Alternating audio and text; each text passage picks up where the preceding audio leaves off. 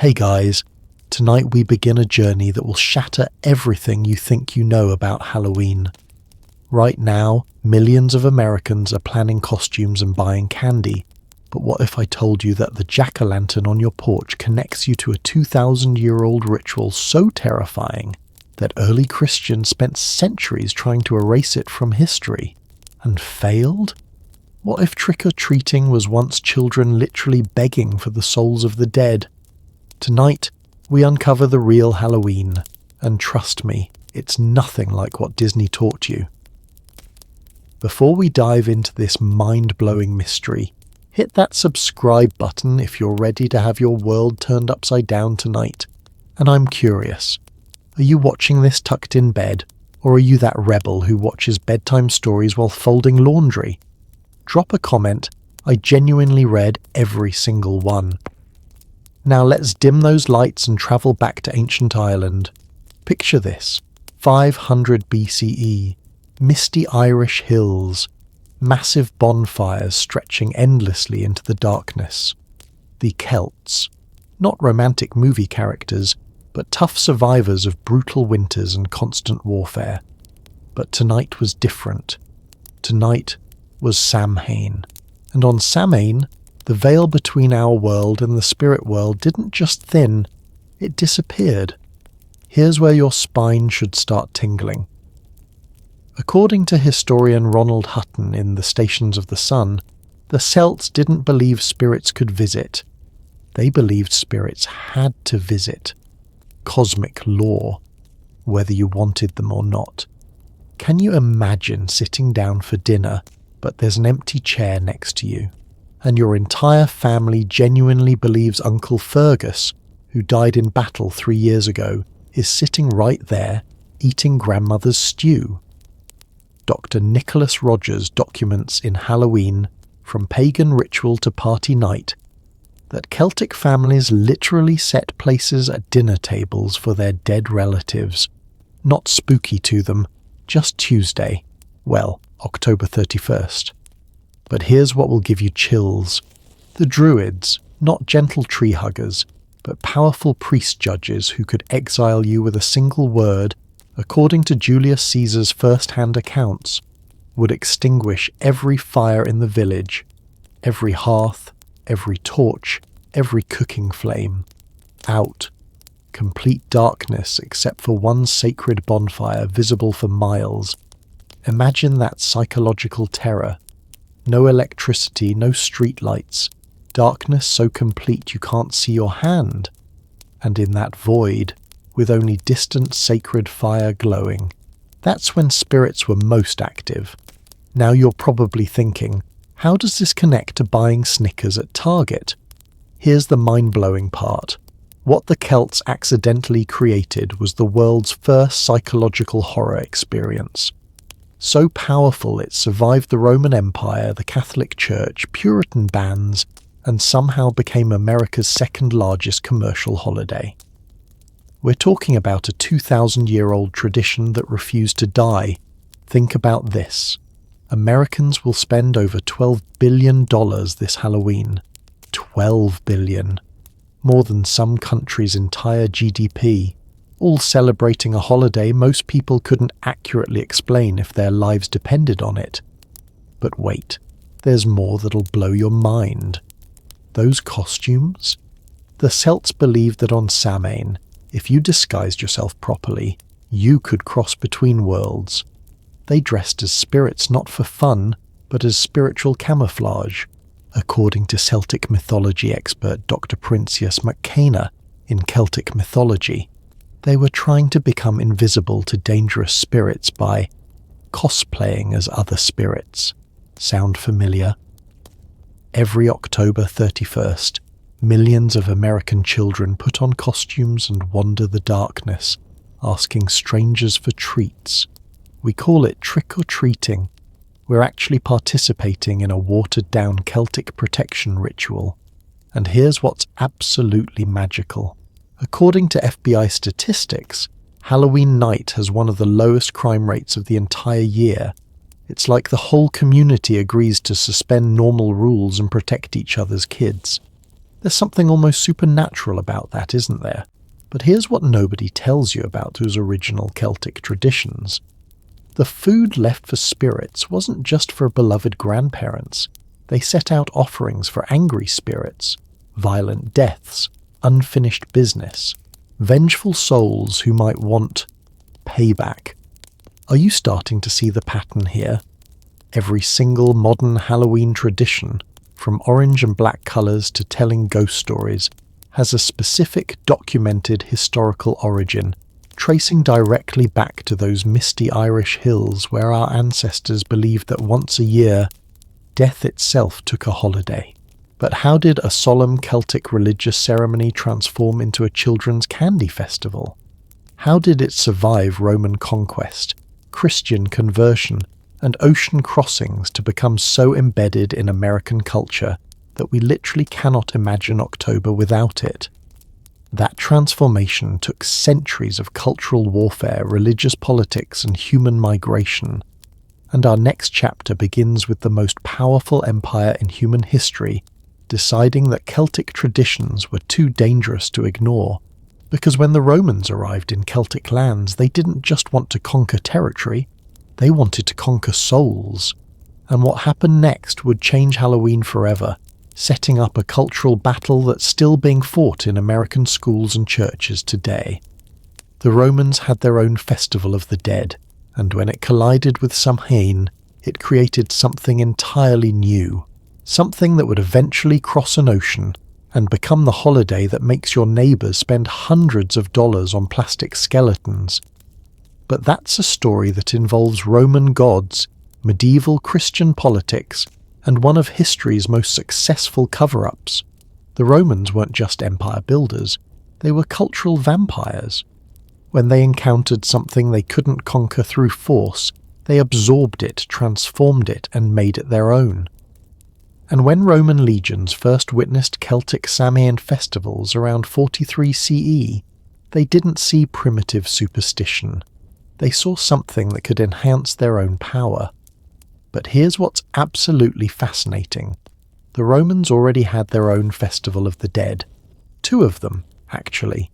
And they were nothing like the spooky, mystical Celtic ceremonies we just explored.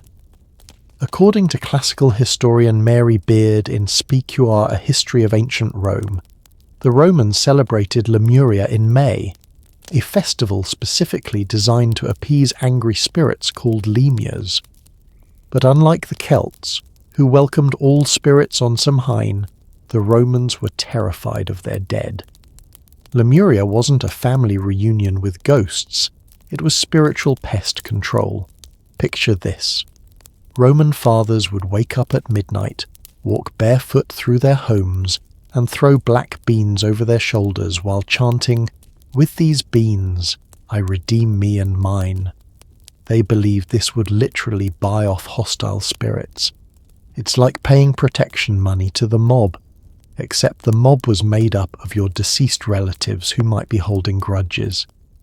But the Romans had another death-related festival that would prove even more important to our Halloween story, and this one involved apples. Every autumn, Romans celebrated Pomona, the goddess of fruit and gardens. Now, you might be thinking, fruit goddess, how does that connect to Halloween? Well, grab an apple and get ready for your mind to be blown, because we're about to discover why Americans still bob for apples at Halloween parties. Dr. James Fraser documents in The Golden Bough that Pomona's festival featured divination rituals using apples and nuts. Young Romans would drop apple peels into water to see the initials of their future spouses. They'd throw nuts into fires. If the nuts burned quietly, love would be smooth. If they crackled and popped, expect drama. Sound familiar? We still use apples for Halloween fortune-telling today, though most Americans have no idea they're performing 2,000-year-old Roman love magic. But here's where the story takes a dark turn. When Roman legions conquered Celtic territories, modern-day Britain, Ireland, and northern France, they encountered Samhain celebrations that were far more spiritually sophisticated than their own festivals. According to archaeological evidence documented by archaeologist Miranda Green in Celtic Myths and Legends, Celtic druids weren't just throwing beans at ghosts, they were conducting elaborate ceremonies that seemed to actually work. Roman historian Pliny the Elder, writing in his Natural History around 77 CE, describes witnessing Celtic rituals that genuinely unsettled hardened Roman soldiers. He writes about druids who could predict deaths, communicate with spirits, and perform what he called magic beyond Roman understanding. Now imagine you're a Roman general. You've conquered most of the known world through superior military tactics, but you've just encountered a people whose spiritual technology seems more advanced than yours. What do? You don't destroy it. You steal it. This is where Roman cultural genius reveals itself. Instead of banning Celtic festivals, they began blending them with Roman traditions. Samhain's timing, late October, was merged with Pomona's apple harvest festival. Celtic spirit communication was combined with Roman ancestor veneration. The result? A hybrid celebration that was more powerful than either original festival. But here's the detail that will give you chills. According to historian Ronald Hutton's research, Romans began adopting the Celtic practice of leaving food for the dead. But they added their own twist. They started leaving coins as well. Not just any coins. Special coins minted specifically for the dead, often placed on the eyes or in the mouths of corpses to pay Charon, the ferryman who transported souls across the river Styx. This Roman innovation, paying the dead, would eventually evolve into something very familiar. Can you guess what? That's right, trick-or-treating. The concept of giving offerings to supernatural visitors? Pure Celtic. The idea that you owe them payment? That's Roman economics applied to the spirit world. But the Romans weren't finished reshaping Halloween. They had one more contribution that would prove absolutely crucial to the holiday's survival. They turned it into a party. Celtic Samhain was deeply religious, often frightening, and always solemn. Romans looked at this and thought, you know what this needs? More wine and better food. According to food historian Patrick Feas in Around the Roman Table, Romans transformed the austere Celtic rituals into elaborate feasts featuring multiple courses, entertainment, and, crucially, games. Those apple bobbing contests? Roman party games merged with Celtic divination, the tradition of telling scary stories. Romans loved ghost stories at dinner parties, as documented in Pliny the Younger's letters describing haunted house tales that were popular entertainment in wealthy Roman households. Think about this for a moment. Every time you attend a Halloween party, you're participating in a Roman innovation. The Celts created the spiritual framework, but the Romans turned Halloween into something people actually wanted to celebrate instead of endure. And here's where it gets really interesting and a little disturbing. Roman records, particularly those kept by Governor Agricola during his campaigns in Britain around 83-84 CE, reveal that Romans didn't just participate in Celtic festivals. They began using them for political control. According to historian Tacitus in his Agricola, Romans would invite Celtic tribal leaders to joint Samhain Pomona celebrations, then use the relaxed party atmosphere to negotiate treaties, arrange marriages between Roman and Celtic nobility, and essentially conquer through celebration.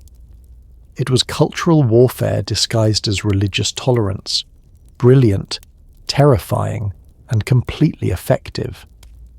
But the Romans made one crucial mistake. They underestimated how deeply Celtic spiritual beliefs would infiltrate Roman culture. While Romans thought they were Romanizing the Celts, something else was happening. Roman soldiers stationed in Celtic territories for years began genuinely believing in Celtic supernatural concepts. They started reporting encounters with spirits that didn't fit Roman religious categories. They began requesting transfers back to Rome because, according to military records preserved in the Roman archives, they were disturbed by unnatural phenomena during the autumn festivals. Can you imagine being a tough Roman centurion, conqueror of nations, and getting spooked by Celtic Halloween traditions? But that's exactly what happened, and it's documented, Dr.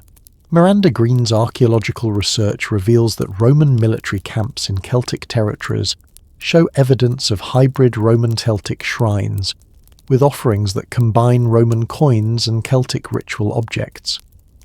Roman soldiers weren't just participating in local customs, they were converting to local beliefs. This cultural contamination worked both ways, though. Celts began adopting Roman organisational skills, turning their loosely structured Samhain celebrations into more formal, community-wide festivals. They borrowed Roman feast traditions, Roman games, and, most importantly, Roman record-keeping. This is why we know so much about Celtic Halloween traditions. The Romans wrote everything down. Without Roman documentation, most of what we know about original Celtic Samhain would be lost to history. But here's the truly mind-blowing part. This Roman-Celtic cultural fusion created something that was more resilient than either original tradition. Pure Celtic Samhain might have died out with Celtic civilization. Pure Roman Lemuria and Pomona festivals did disappear when Rome fell. But the hybrid festival, this weird, wonderful combination of Celtic spirituality and Roman celebration that survived everything.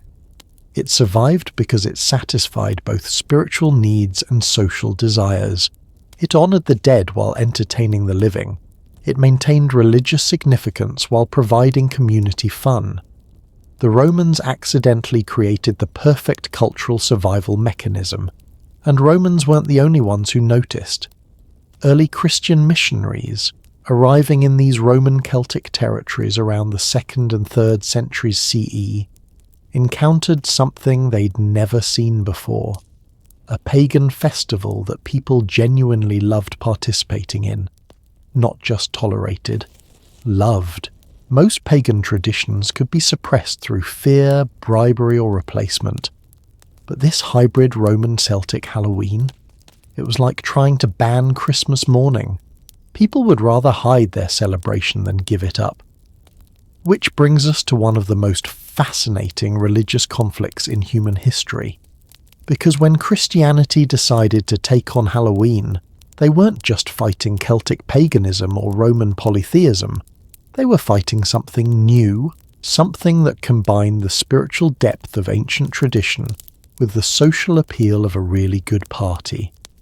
And that battle between Christian authorities and this beloved hybrid festival would shape not just Halloween, but the entire development of Western holiday traditions. It's a story of theological strategy, political maneuvering, and the most successful religious rebranding campaign in human history. What happened next reveals one of history's most chilling supernatural mysteries, and it's completely documented. Celtic communities across Ireland, Scotland and Wales began reporting encounters that defied everything Romans thought they understood about death and spirits. These weren't vague folklore tales passed down through generations. These were contemporary accounts, recorded by Roman administrators, that described supernatural phenomena so consistent and widespread that they couldn't be dismissed as local superstition. Let me paint you a picture that will make your skin crawl. It's October 31st, 150 CE. You're in a Celtic village in what's now County Cork, Ireland. The Roman-Celtic Halloween hybrid festival is in full swing. There's Roman wine flowing, Celtic bonfires blazing, and families from both cultures sharing elaborate feasts. But as midnight approaches, something changes. According to the Annals of the Four Masters, compiled from earlier Celtic sources, this was when the Cid opened. The Cid weren't just spiritual doorways, they were physical locations. Specific hills, caves, and stone circles where Celtic communities consistently reported encountering returned spirits. And here's what's absolutely terrifying.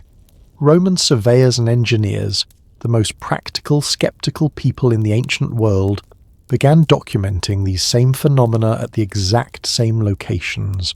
Marcus Aurelius's personal physician Galen writes in his medical journals around 165 CE about treating Roman soldiers for what he calls spiritual fever, symptoms that appeared exclusively after October 31st encounters near Celtic sacred sites.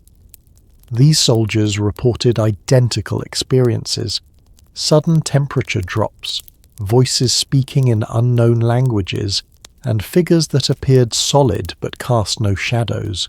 Can you imagine a Roman military medic trying to write medical reports about ghost encounters? But that's exactly what happened, and these documents survive in the Vatican archives today. But here's where the story becomes genuinely bone-chilling. Celtic communities had developed specific protocols for these supernatural encounters. They weren't random or chaotic. According to Irish mythology scholar Dr. Daithi O. Hogain in the Sacred Isle, Celtic families maintained detailed genealogies not just of living relatives, but of dead ones who regularly returned during Samhain. Think about that. They had family trees that included ghosts. These returning spirits, called the Slua, weren't always beloved grandparents dropping by for dinner. Celtic oral traditions, documented by early Irish monks in the Acalamna Senorach, describe different categories of returned spirits with specific behaviours and requirements. The peaceful dead came seeking recognition and remembrance. Families would light candles, share stories, and leave favourite foods. Simple enough. But then there were the uneasy dead, spirits who died violently or with unfinished business. These required more complex rituals.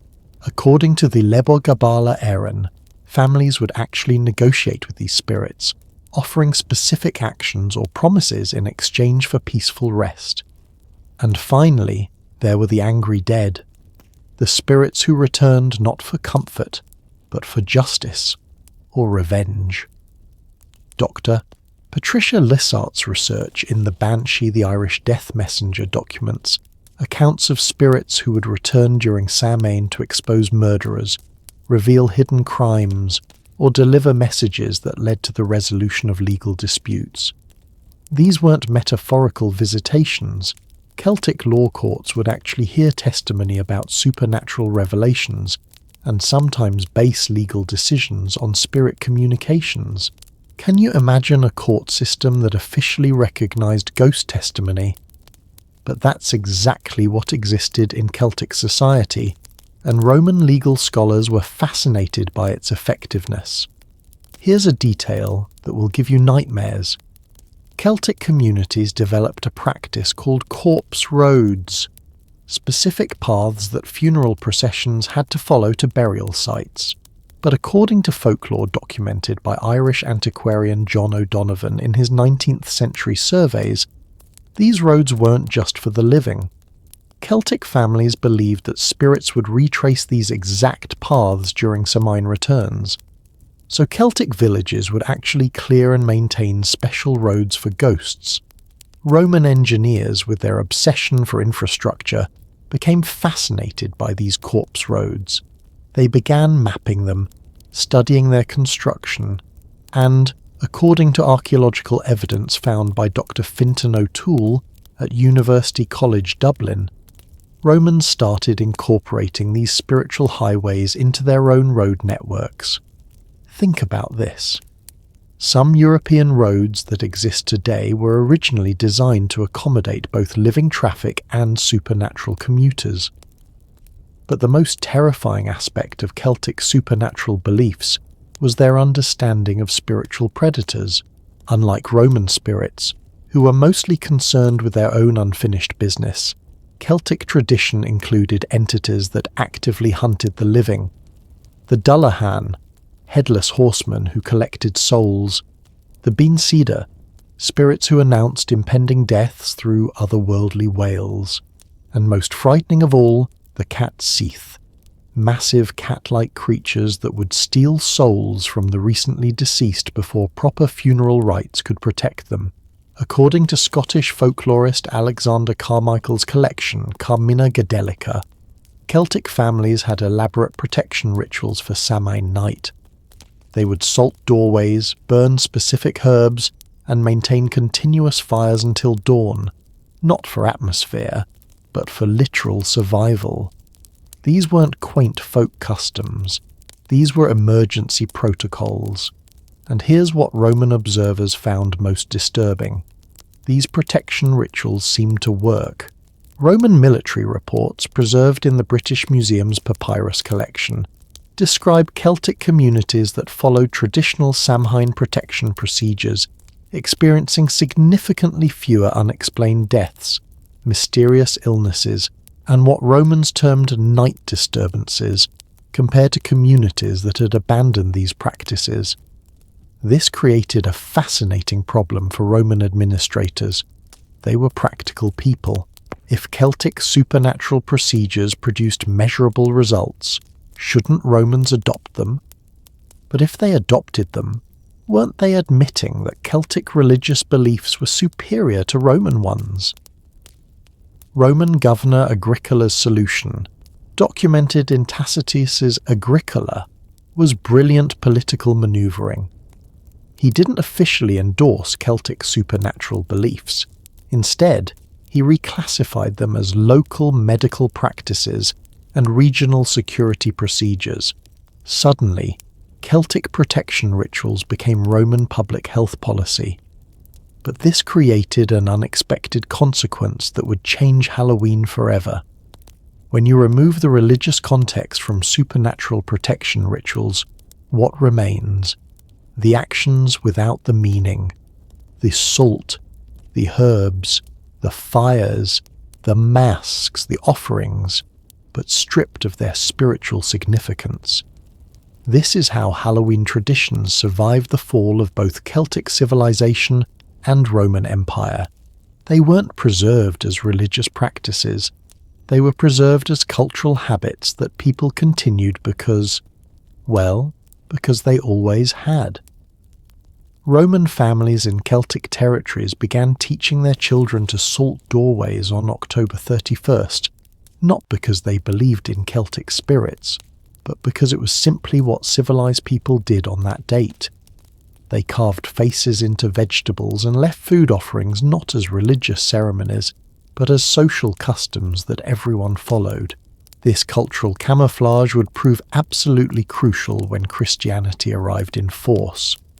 Because by the time Christian missionaries began serious conversion efforts in these territories, Halloween wasn't a pagan religious festival anymore. It was a secular community celebration with some unusual local customs that nobody could quite explain but everyone enjoyed participating in. And here's the brilliant irony. By trying to make Celtic supernatural beliefs more palatable to Roman sensibilities, Romans accidentally created the perfect disguise for pagan traditions to survive Christian conversion. But Celtic communities weren't passive in this cultural transformation. They had their own strategies for preserving their supernatural knowledge, and these strategies were far more sophisticated than Romans realized. Celtic druids had seen empires rise and fall before. They understood that surface compliance could coexist with hidden preservation. What they created was a parallel tradition, one that looked like harmless community celebration, but maintained the essential spiritual knowledge for those who knew how to recognize it. And when Christianity finally arrived with its own very different ideas about death, spirits, and the supernatural, it walked into a cultural situation that was far more complex and resilient than anyone anticipated. The battle that followed would determine not just the fate of Halloween, but the entire relationship between Christianity and folk tradition throughout Western civilization. Now comes the most brilliant religious strategy in human history, and it's the reason your kids can still trick or treat today. When Pope Gregory III stepped into power in 731 CE, he faced a problem that had stumped Christian leaders for centuries. How do you eliminate a beloved pagan festival that people would literally rather die than give up? Previous attempts at banning Celtic Roman Halloween celebrations had failed spectacularly, sometimes triggering actual riots. Gregory's solution was so clever, so psychologically sophisticated, that it's still taught in seminary schools today as the gold standard for cultural conversion. He didn't try to destroy Halloween, he tried to steal it. But here's what makes this story absolutely fascinating. Gregory wasn't some out-of-touch religious theorist. According to historian Peter Brown's The Cult of the Saints, Gregory had spent years studying reports from missionaries in Celtic territories, and what he discovered genuinely disturbed him. Christian families who had officially converted were still practicing Halloween rituals, not secretly, openly. They saw no contradiction between morning mass and evening spirit communion. From their perspective, Christianity covered living spiritual needs, but Halloween addressed death-related concerns that Christianity simply didn't handle. Think about this from a practical standpoint. You're a 7th century Celtic Christian family. Your priest tells you that when people die, their souls go to heaven, hell, or purgatory. Great. But what about Uncle Brendan, who clearly returned last October to warn you about the bad harvest? What about Grandmother's spirit, who guided you to find your lost cattle? Christian theology said this was impossible, but your lived experience said otherwise. So Christian Celtic families developed what religious historian Dr. Ronald Finucane calls theological compartmentalization in his work Appearances of the Dead. They became Christians for everything except death-related matters. For those, they remained functionally pagan. This was driving Gregory absolutely insane. But Gregory was also a political genius. Instead of fighting this phenomenon, he studied it, and what he discovered changed everything. According to the papal records preserved in the Vatican secret archives, Gregory commissioned what we'd now call market research. He sent investigators throughout Celtic territories to document exactly why Christian converts wouldn't give up Halloween. The reports they sent back are absolutely fascinating. Celtic Christians weren't rejecting Christian theology. They were rejecting Christian limitations. Christianity offered eternal salvation, which was wonderful for the next life. But Halloween offered practical spiritual services that people needed in this life. Communication with deceased relatives, protection from malevolent spirits, guidance during difficult decisions, early warning about future dangers. From a Celtic perspective, Christianity was like a hospital that only treated broken bones but refused to deal with headaches. Useful, but incomplete. Gregory's brilliant insight was this. Instead of competing with Halloween, Christianity should absorb its functions. And thus was born one of the most successful rebranding campaigns in human history. On May 13th, 731 CE, Gregory officially established All Saints' Day on November 1st. But here's the detail that reveals his true genius. He didn't just create a Christian alternative to Halloween. He created a Christian upgrade. All Saints' Day would honour not just local Celtic spirits and Roman ancestors, but every Christian saint who had ever lived. Thousands of them. According to Gregory's proclamation, documented in the Liber Pontificalis, November the 1st would be a day when the communion of saints, all Christian holy people, living and dead, would be available for intercession and guidance. It was spiritual one-upmanship. Celtic Halloween offered communication with your dead relatives. Christian All Saints' Day offered communication with history's most powerful spiritual figures. But Gregory wasn't finished. He had one more stroke of genius that would prove absolutely crucial. He didn't move All Saints' Day to replace Halloween. He positioned it to follow Halloween. Think about the psychological brilliance of this. October 31st, people could continue their traditional Halloween activities, the costumes, the offerings, the spiritual communications. But November the 1st, they could bring any concerns or questions that arose from those Halloween encounters directly to Christian saints for resolution. It was like offering customer service for pagan spiritual experiences. And according to missionary reports compiled by the Venerable Bede in his Ecclesiastical History of the English People, this strategy worked better than anyone had dreamed. Celtic communities began treating Halloween and All Saints' Day as a 2-day spiritual festival. Halloween for traditional family spirit contact, All Saints' Day for official Christian spiritual business. But here's where Gregory's plan had an unintended consequence that would shape Halloween forever. By officially recognizing that supernatural activity peaked around October 31st, November the 1st, Christianity accidentally validated the core premise of Celtic supernatural beliefs. The Church was essentially saying, yes, this is when the spirit world is most active. We just want you to contact our spirits instead of your spirits. This gave Halloween an official Christian stamp of approval that it had never possessed before. Celtic communities weren't stupid. They immediately recognized the opportunity Gregory had accidentally created. If Christianity acknowledged that late October was a time of heightened spiritual activity, then traditional Celtic practices weren't pagan superstition. They were simply alternative approaches to accessing the same supernatural phenomena that Christianity was now officially recognizing. According to Dr. Eamon Duffy's research in The Stripping of the Altars, Celtic Christians began incorporating Christian elements into traditional Halloween rituals, creating hybrid practices that satisfied both religious requirements and cultural desires. They would dress children as saints instead of spirits, but still send them door to door asking for offerings. They would carve jack-o'-lanterns with Christian symbols, but still use them to ward off evil spirits. They would tell stories about Christian martyrs, but in the same dramatic, frightening style as traditional ghost stories. It was cultural camouflage so sophisticated that many communities practiced it for centuries without church authorities realizing what was happening. But the most brilliant adaptation was what Celtic Christians did with the concept of purgatory.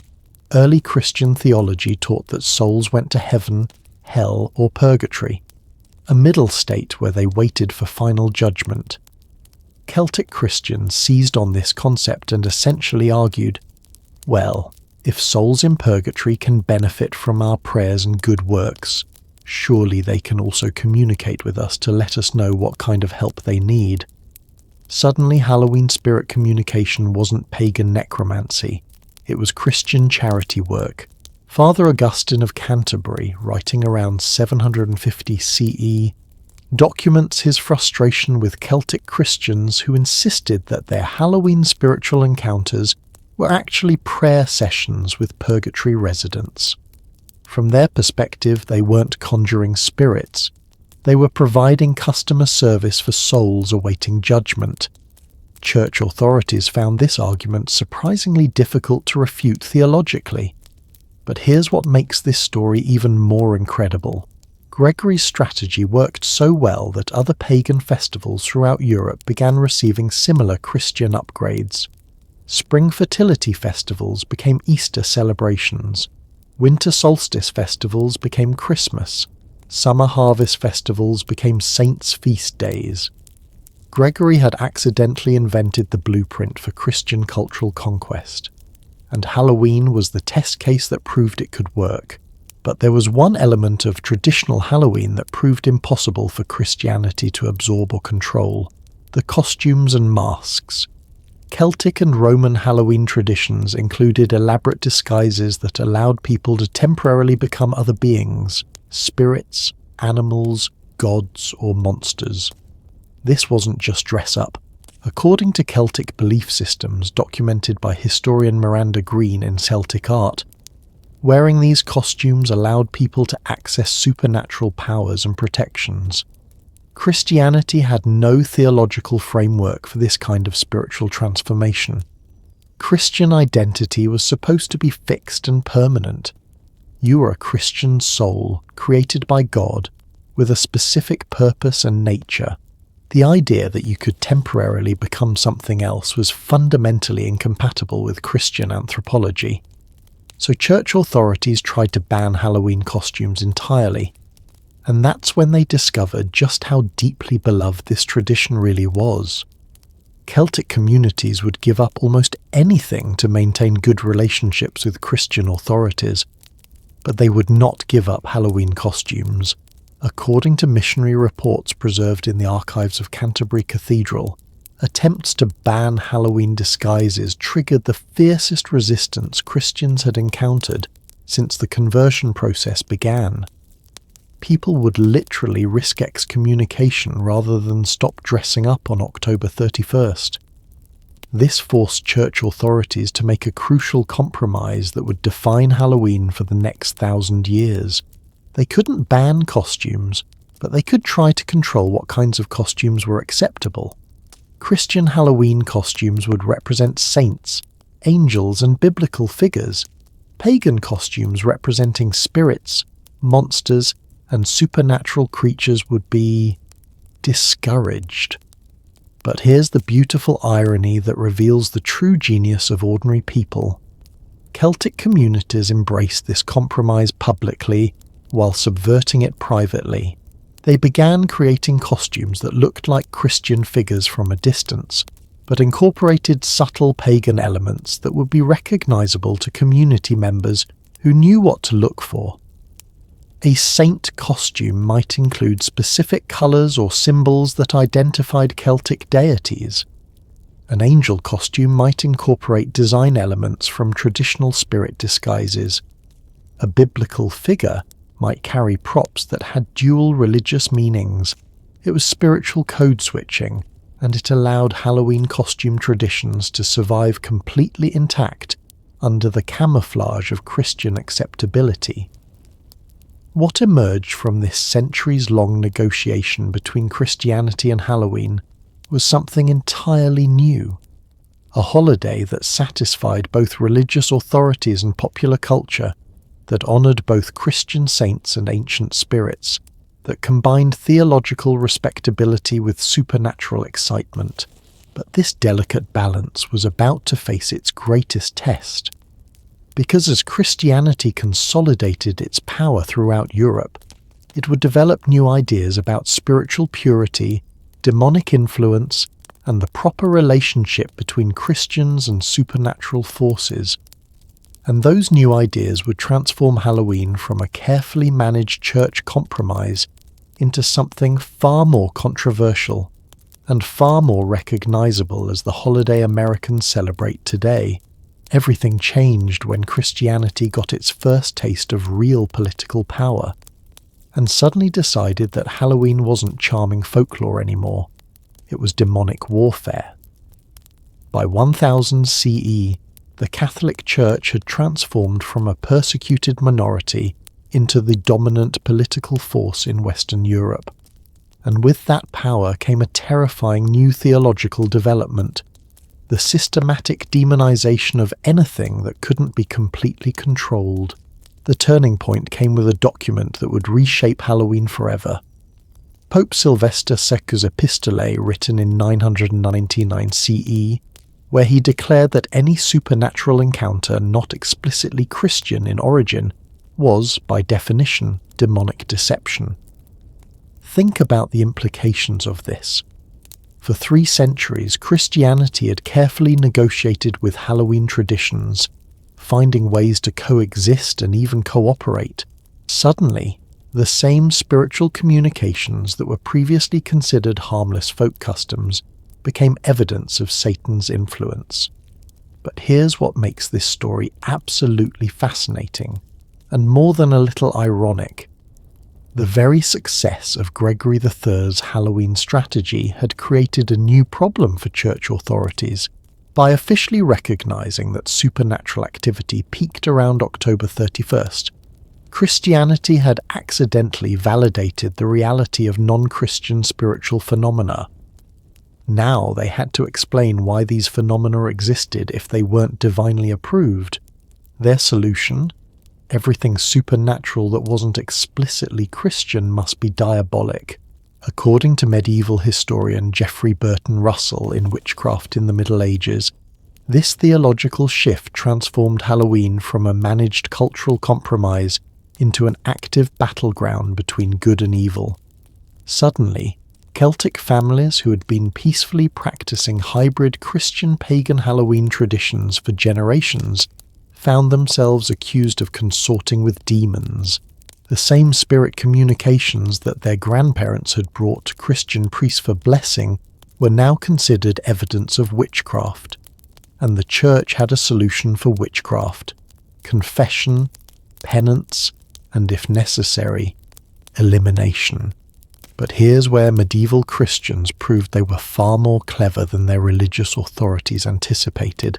Instead of abandoning Halloween traditions, they developed what historian Carlo Ginzburg calls cultural encryption.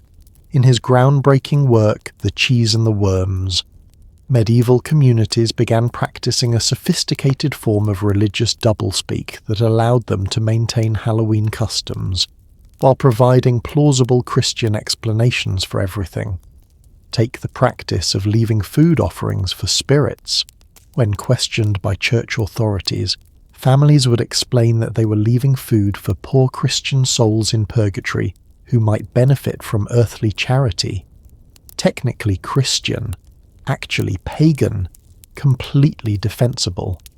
Or consider Halloween costumes representing supernatural beings. Communities began explaining these as theatrical representations of the triumph of good over evil, or educational demonstrations of saints overcoming demonic temptation. Again, technically Christian, actually preserving ancient traditions. It was theological guerrilla warfare and ordinary people were winning. But the church wasn't finished. In 1048 CE, Pope Leo IX introduced what would become one of the most important developments in Halloween history, All Souls' Day, officially established for November 2nd. Now, you might think this was just another attempt to Christianize pagan traditions. But Leo IX's strategy was far more sophisticated than that. He was trying to create a Christian supernatural experience so compelling that people would voluntarily abandon pagan practices. All Souls' Day wasn't just about honoring the dead. It offered something that Halloween couldn't provide: the promise of actually helping deceased loved ones. According to Catholic doctrine developed during this period, and documented in Peter Brown's The Ransom of the Soul, prayers and good works performed on All Souls' Day could reduce the suffering of souls in purgatory. Medieval Christians weren't just remembering their dead relatives, they were actively improving their afterlife conditions. This was a theological innovation that changed everything. Celtic Halloween offered communication with the dead, but it was essentially a one-way street. Spirits could provide guidance to the living, but the living couldn't do much to help the spirits. All Souls' Day reversed this relationship. The living became active agents in their loved ones' spiritual welfare. For medieval families, this was an incredibly attractive proposition. Who wouldn't want to help a deceased parent or spouse achieve eternal salvation?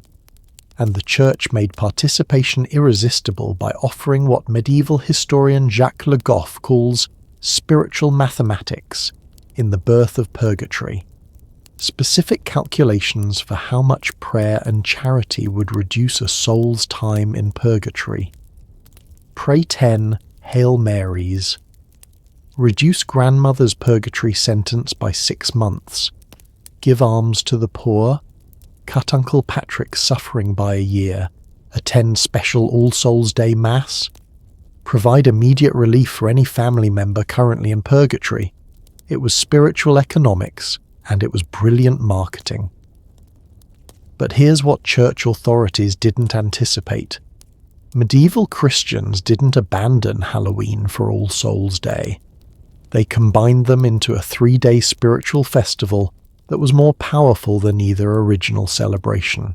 October 31st became Preparation Night, when families would practice traditional Halloween rituals to identify which deceased relatives needed the most help. November 1st, All Saints' Day, became Petition Night, when families would ask saints to intercede for their struggling loved ones. November the 2nd, All Souls' Day, became Action Night, when families would perform the prayers and charitable works that would actually help souls in purgatory. According to parish records preserved in the archives of Canterbury Cathedral, this 3-day festival became so popular that many medieval communities treated it as their most important religious observance of the year, more significant than Christmas or Easter. The Church had accidentally created Super Halloween, but this theological success created a new practical problem. How do you manage a religious festival that's become more popular than the religion itself? Medieval communities were spending enormous resources on these 3-day Halloween celebrations. According to economic historian Judith Bennett's analysis in A Medieval Life, some families would spend up to a quarter of their annual income on Halloween All Saints All Souls festivities. They were buying special foods for spirit offerings, expensive candles for all-night prayer vigils, elaborate costumes for religious dramas, and making substantial charitable donations to reduce purgatory sentences. Halloween had become a medieval economic engine, and the Church was getting nervous about what it had created. Father Thomas Aquinas, writing in his Summa Theologica around 1270, expressed concerns that some communities were treating the Halloween All Saints All Souls festival as more important than core Christian doctrines like the Incarnation or Resurrection. Medieval Christians, in their enthusiasm for helping dead relatives, were accidentally becoming more focused on death than on life, more concerned with purgatory than with salvation, more invested in supernatural communication than in Christian worship. But the most troubling development from the Church's perspective was the emergence of what historians call freelance spiritual practitioners, individuals who claimed special expertise in Halloween supernatural communications and charged fees for their services. These weren't officially ordained priests or monks. These were community members who had developed reputations for successful spirit contact during Halloween celebrations. According to records from the Inquisition archives, documented by historian Norman Cohn in Europe's Inner Demons, these practitioners were offering services that competed directly with official church sacraments. Need to contact a deceased relative? Instead of confessing to a priest and attending Mass, you could hire a Halloween specialist who would perform traditional Celtic spirit-calling rituals for a fee. Want to help a soul in purgatory? Instead of making donations to the Church, you could commission someone who claimed direct communication abilities to negotiate specific agreements with imprisoned spirits. From the Church's perspective, Halloween had spawned a parallel spiritual economy that was undermining official Christian authority. And that's when things got really interesting and really dangerous. Medieval church authorities realized they faced an impossible choice. They could try to suppress Halloween traditions entirely, which previous experience suggested would trigger massive resistance and possibly religious rebellion. Or they could try to regulate Halloween practices more carefully, which meant officially acknowledging that non-Christian spiritual techniques were sometimes more effective than Christian ones. Either option threatened the Church's fundamental claim to exclusive spiritual authority, but ordinary medieval Christians didn't care about theological politics. They cared about maintaining connection with their deceased loved ones and ensuring their family's spiritual welfare. And they had discovered that the combination of ancient Celtic techniques and Christian doctrine produced results that neither tradition could achieve alone. What emerged from this tension was a new form of popular Christianity that incorporated supernatural practices the official church couldn't fully approve, but couldn't successfully eliminate.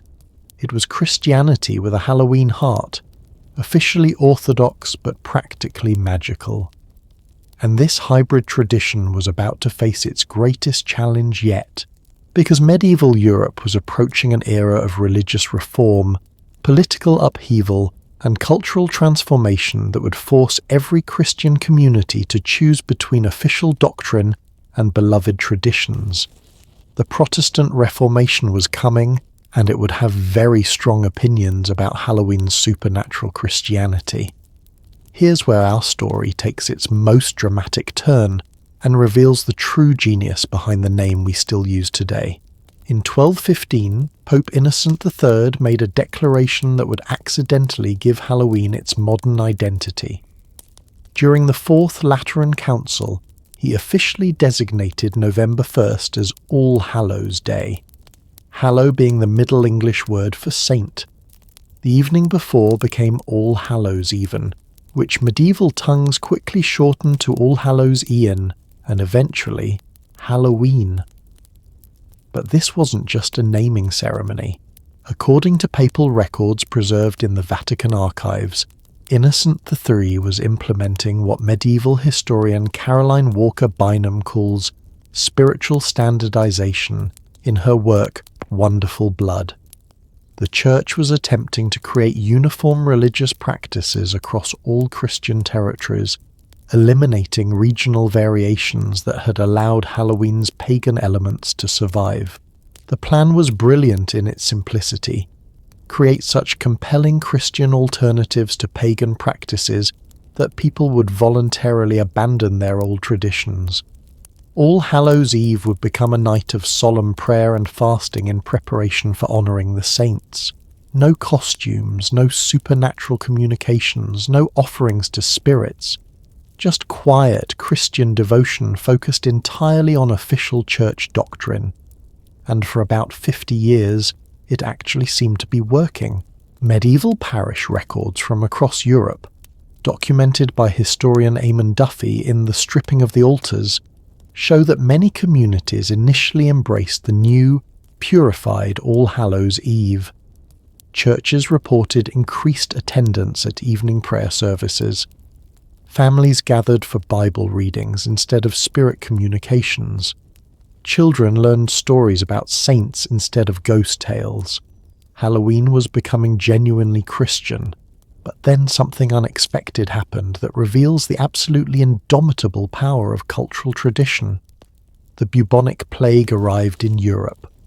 When the Black Death swept across the continent between 1347 and 1351, killing an estimated 1/3 of Europe's population, according to historian David Herlihy's research in The Black Death and the Transformation of the West, medieval Christianity faced its greatest crisis since the Roman persecutions. Suddenly, death wasn't an abstract theological concept. It was an immediate, terrifying reality in every household, and when people are genuinely afraid of dying, they don't want sanitized religious ceremonies. They want the most powerful spiritual protection they can find. Can you guess what they turned to? That's right. The ancient Halloween traditions that the Church had spent centuries trying to eliminate, according to chronicles kept by medieval monasteries and compiled by historian Rosemary Horrocks in The Black Death. Communities throughout plague-ravaged Europe spontaneously reverted to pre-Christian Halloween practices during the worst outbreak years. They carved protective jack-o'-lanterns and placed them in windows to ward off the plague spirits. They dressed in frightening costumes to scare away death itself. They left food offerings for deceased relatives, hoping dead family members might intercede with supernatural forces to protect the living. Most tellingly, they abandoned the Church's quiet, contemplative All Hallows Eve in favour of loud, boisterous celebrations designed to literally frighten death away from their communities. Medieval Christians had rediscovered what their Celtic ancestors always knew. When mortality becomes real, you need magic that feels more powerful than prayer. And here's the detail that will absolutely blow your mind. It worked. Communities that maintained traditional Halloween protective rituals during plague years showed statistically lower mortality rates than communities that relied solely on Christian prayer and medical treatment. This correlation was noted by several medieval chroniclers, including the monk Henry Knighton, who wrote in his chronicle that those parishes which maintained the old customs of All Hallows Eve seemed blessed with protection against the pestilence. Now, we can't know whether this was due to supernatural intervention or simply because Halloween traditions encouraged behaviours that inadvertently provided better plague protection, staying indoors after dark, wearing face coverings, maintaining social distance through fear of supernatural contamination. But medieval people didn't care about the mechanism, they cared about results. And the result was that Halloween traditions emerged from the plague years stronger and more beloved than they had been since before Christian conversion. The Church faced an impossible dilemma. They could condemn practices that appeared to be saving lives, which would make Christianity seem powerless against existential threats. Or they could acknowledge that non-Christian traditions were more effective than Christian ones in certain circumstances, which would undermine their claim to exclusive spiritual authority.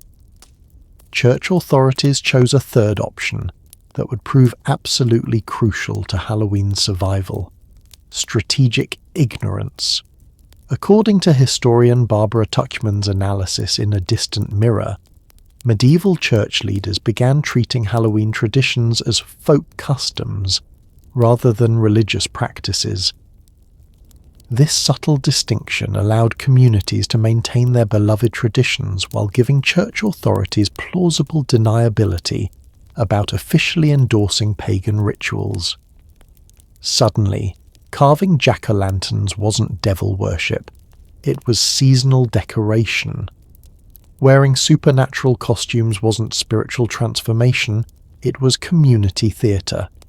Leaving offerings for spirits wasn't pagan sacrifice, it was charitable giving with unusual timing. It was theological spin, and it was absolutely brilliant.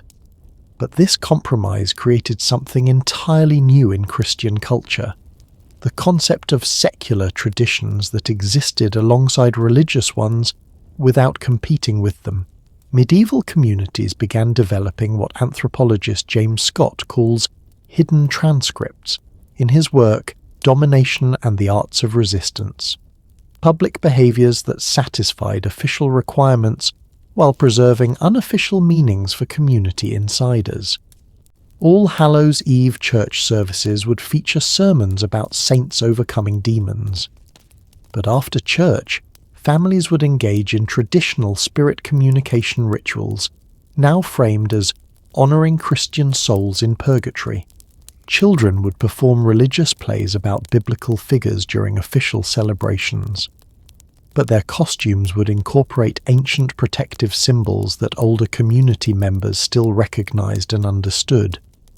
Adults would gather for Christian fellowship that officially focused on prayer and scripture study. But these gatherings would inevitably include traditional ghost stories, fortune-telling games, and supernatural protection rituals. Halloween had become a cultural code switch that allowed medieval Christians to be simultaneously orthodox and magical, officially Christian and practically pagan.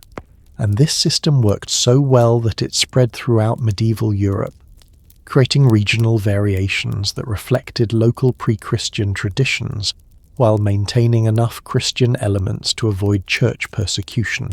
In Ireland, All Hallows Eve incorporated ancient Celtic fire festivals and became famous for elaborate bonfires and supernatural divination. In Germany, it merged with harvest celebrations and featured intricate carved vegetables and fortune-telling with nuts and apples. In England, it combined with Anglo-Saxon ancestor veneration and emphasized ghost stories and spirit communication. Each regional version was distinctly Christian in its official presentation, but unmistakably pagan in its essential character. But the most important development was happening in the British Isles. where Halloween was evolving into something that would prove absolutely crucial for its eventual journey to America.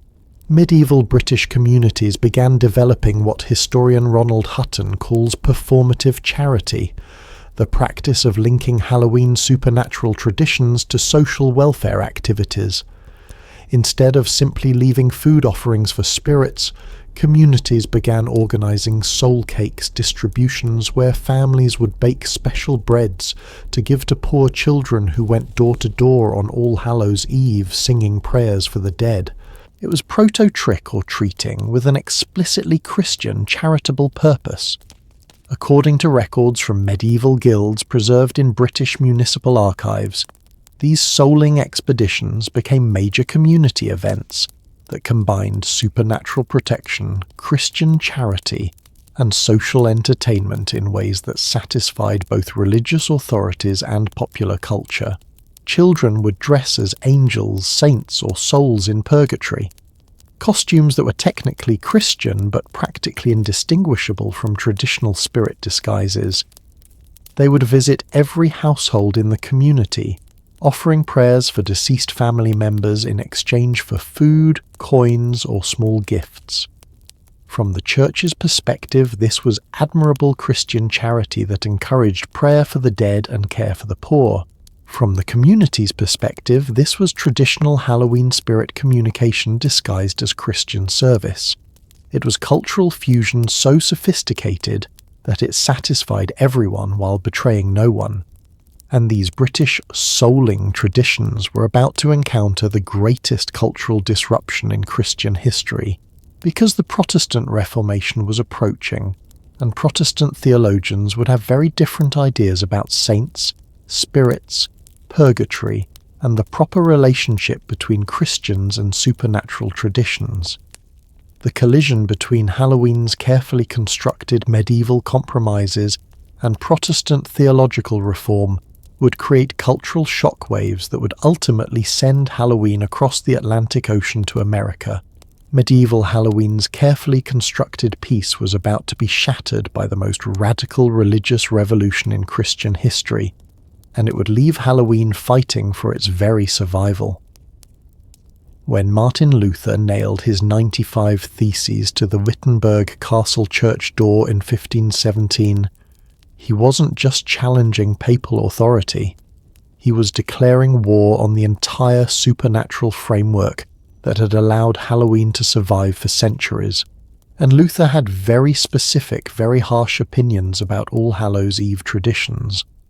According to Luther's own writings in his Table Talk compiled by his students around 1540, he considered Halloween celebrations to be papist superstition of the most dangerous kind, because they encouraged what he called commerce with the dead, something that Protestant theology categorically rejected. Think about the theological earthquake this created. For nearly 1,000 years, Halloween had survived by adapting to Christian doctrine. Suddenly, Protestant reformers were rejecting the very Christian concepts that Halloween had used for camouflage. No more saints to intercede for the living, no more purgatory where souls needed earthly assistance, no more spiritual communion between the living and the dead. Protestant theology stripped away every Christian element that medieval communities had used to justify their Halloween traditions. From a Protestant perspective, if you thought you were communicating with your dead grandmother during Halloween, you were actually talking to demons. If you believed St. costumes provided spiritual protection, you were practicing idolatry.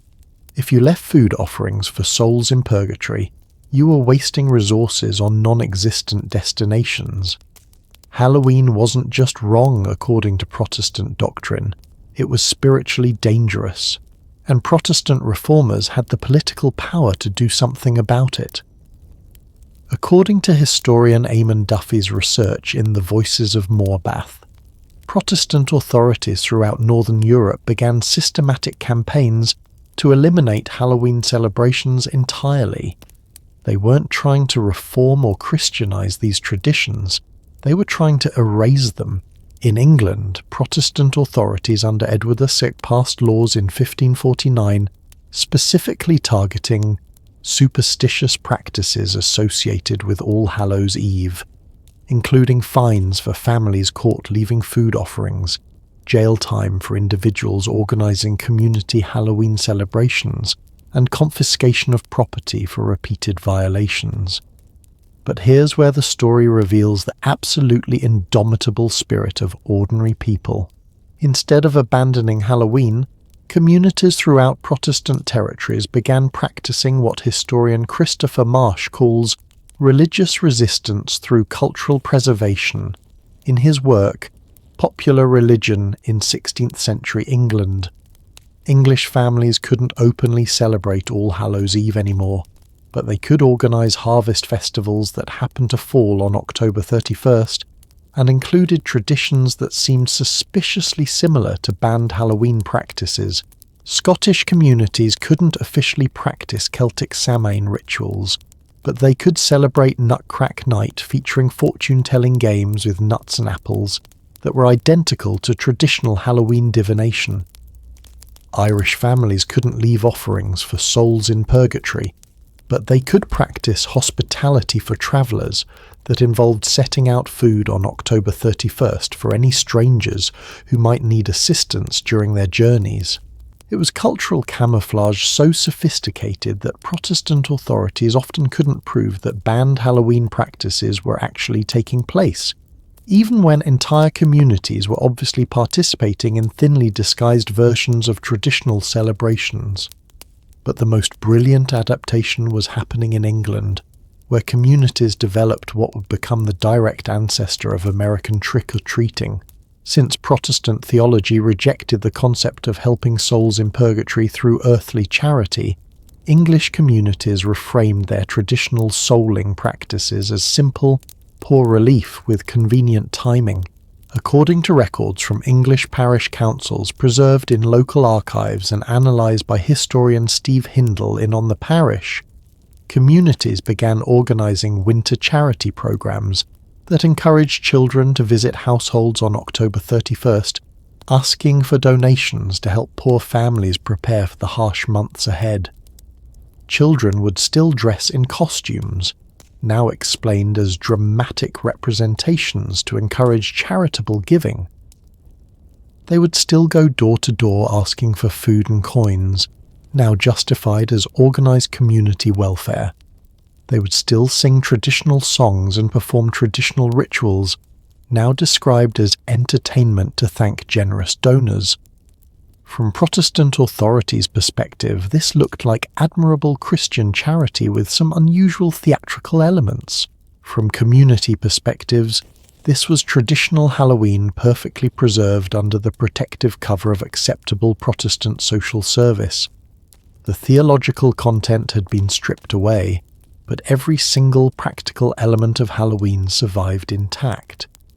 And this English Protestant version of Halloween was about to get the opportunity to spread far beyond European shores, because religious persecution was driving massive population migrations, and many of the people fleeing Protestant territories carried their hidden Halloween traditions with them to new lands where they would be free to practice them more openly. But here's where our story takes an unexpected turn that connects directly to modern American Halloween.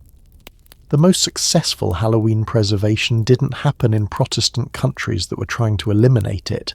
It happened in Catholic Ireland, where Protestant English rule was trying to suppress not just Halloween, but Irish culture entirely. According to historian Kirby Miller's analysis in Emigrants and Exiles, English Protestant authorities in Ireland implemented what amounted to cultural genocide policies designed to eliminate Irish Catholic traditions, including Halloween celebrations that they considered both religiously dangerous and politically subversive. Irish Halloween wasn't just about spirits and saints anymore. It had become a symbol of Irish resistance to English Protestant domination. And this political dimension transformed Halloween in ways that would prove absolutely crucial for its eventual success in America. Irish communities began treating Halloween as an act of cultural defiance. Celebrating traditional All Hallows Eve wasn't just maintaining religious customs, it was asserting Irish identity against English oppression. According to folklore collected by Irish antiquarian John O'Donovan in his 19th century surveys, Irish Halloween traditions during this period became more elaborate, more communal, and more explicitly connected to Irish national identity than they had ever been before. Irish families would gather not just to honour their own dead relatives, but to remember Irish heroes who had died fighting English rule. They would tell not just traditional ghost stories, but tales of supernatural assistance provided to Irish rebels. They would practice not just personal protection rituals, but community ceremonies designed to strengthen Irish cultural solidarity. Halloween was becoming Irish nationalism disguised as folk religion, and when economic disaster finally forced massive Irish emigration to America in the 1840s, these intensely politicized, intensely preserved Halloween traditions would cross the Atlantic with them. But Irish immigrants wouldn't be arriving in a cultural vacuum.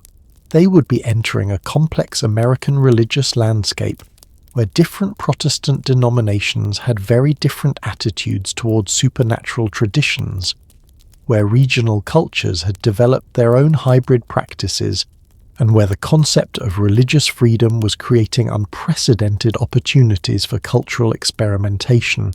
The collision between Irish Catholic Halloween traditions and American Protestant culture would create something entirely new, a version of Halloween that satisfied American values while preserving ancient practices, that appealed to children while maintaining adult significance, and that became commercial while retaining spiritual resonance.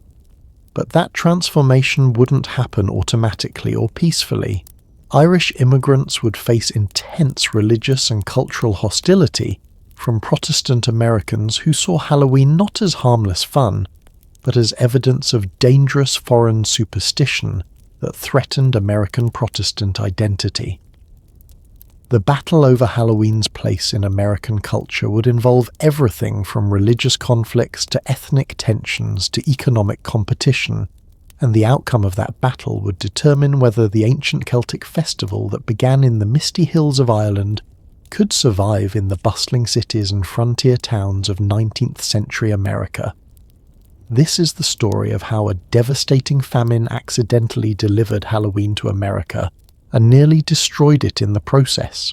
Between 1845 and 1852, Ireland experienced what historian Cormac O'Grada calls the most concentrated demographic disaster in European history in his definitive work The Great Famine. Over 1 million Irish people died and another 2 million emigrated, with the vast majority heading to America carrying nothing but the clothes on their backs and the cultural traditions embedded in their memories. And among those traditions was a version of Halloween that had been intensified by centuries of religious and political oppression into something far more powerful than the gentle folk customs that had existed before English Protestant rule.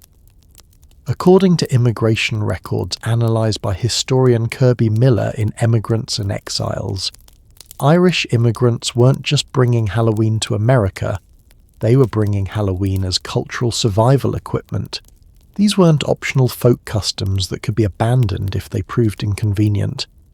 These were identity-defining practices that connected Irish families to their ancestral heritage and spiritual protection systems. But the America they encountered in the 1840s and 1850s was dominated by Protestant denominations that had spent the previous 3 centuries developing increasingly hostile attitudes toward anything that resembled Catholic superstition. Picture the culture shock. Irish Catholic families who had practiced elaborate Halloween celebrations as acts of religious devotion and political resistance suddenly found themselves in communities where Protestant neighbours viewed these same practices as evidence of moral corruption and foreign contamination. American Protestant publications of the period, documented by historian John Hyam in Strangers in the Land, regularly published articles describing Irish Halloween traditions as papist devil worship and heathen rituals incompatible with Christian civilization. The tension was immediate and intense. But here's where the story reveals something absolutely fascinating about American cultural adaptation.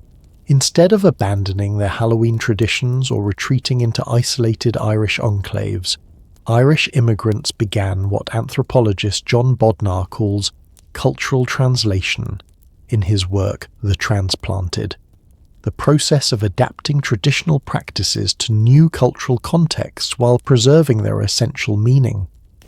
Irish families couldn't openly practice traditional All Hallows Eve celebrations in Protestant American communities without triggering religious hostility, but they could organize harvest festivals and autumn gatherings that happened to include many elements that seemed remarkably similar to banned Halloween practices. The genius was in the timing and framing. By the 1850s, many American communities were already celebrating autumn harvest festivals that included some supernatural elements borrowed from German and English immigrant traditions. Irish families simply enhanced these existing celebrations with additional elements that happened to preserve traditional Halloween practices. According to local newspaper accounts preserved in the American Antiquarian Society's collections, Irish families became known throughout American communities for organizing the most elaborate, most entertaining autumn celebrations. They brought superior storytelling traditions, more sophisticated costume-making skills, and party planning expertise that transformed simple harvest gatherings into events that entire communities looked forward to. American neighbors who had initially been suspicious of Irish Catholic superstitions discovered that Irish-enhanced autumn festivals were simply more fun than anything they had experienced before. But the most crucial adaptation was what Irish immigrants did with their traditional jack-o'-lantern carving. In Ireland, families had carved faces into turnips and potatoes to create protective talismans for All Hallows Eve.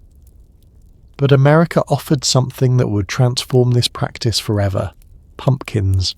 According to agricultural historian Cindy Ott's research in Pumpkin: The Curious History of an American Icon, pumpkins were abundant, cheap, and far easier to carve than the root vegetables Irish families had used in Ireland.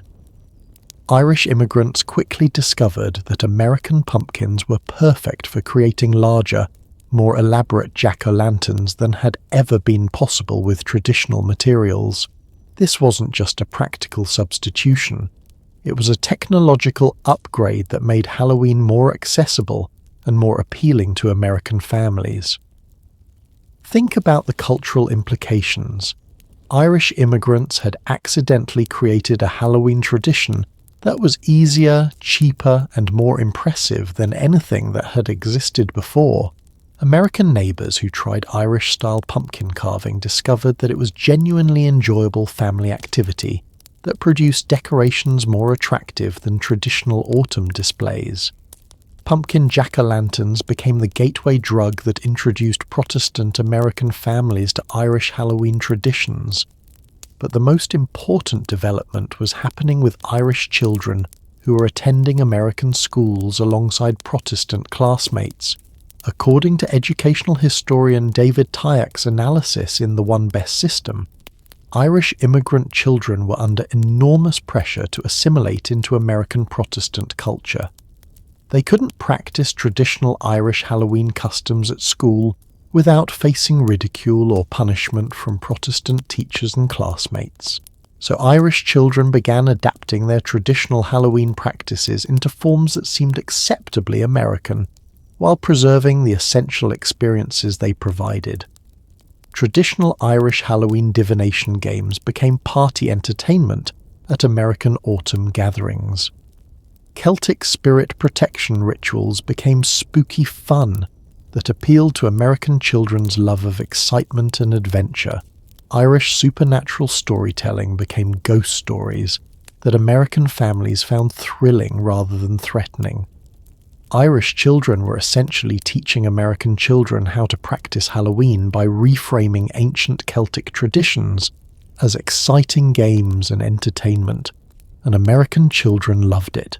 According to memoirs and diaries collected by historian Elliot West in Growing Up with the Country, American children who attended school with Irish classmates began requesting Irish-style Halloween activities from their own families.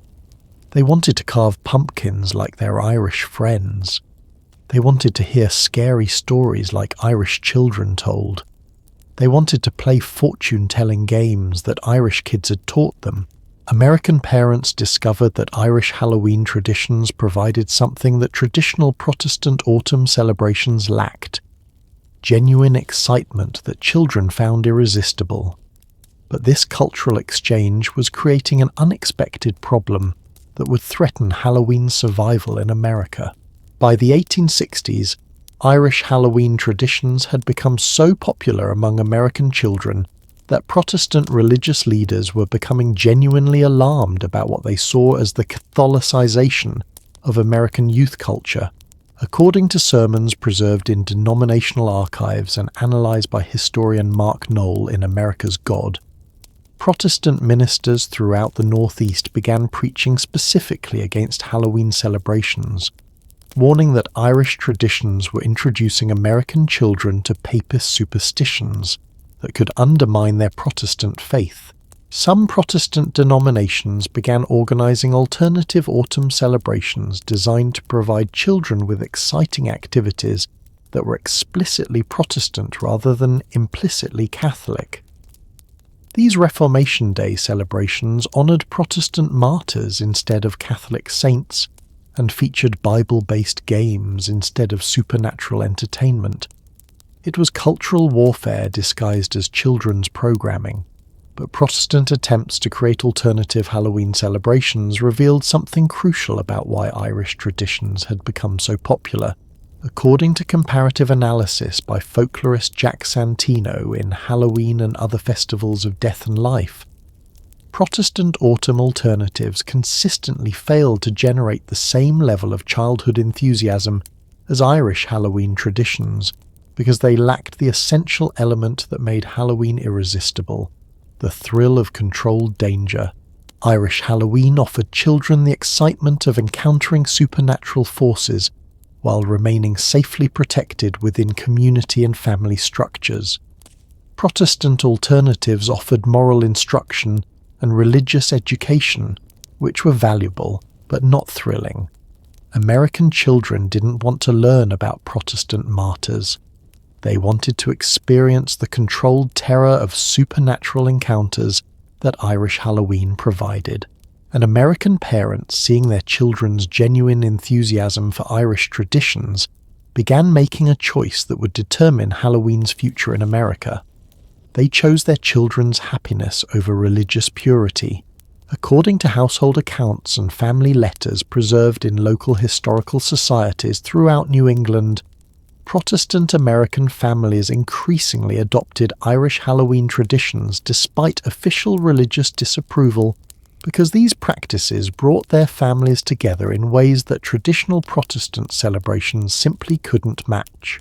Halloween was becoming American not through official acceptance, but through grassroots family adoption, driven by children's preferences and parents' practical recognition that Irish traditions enhance family life.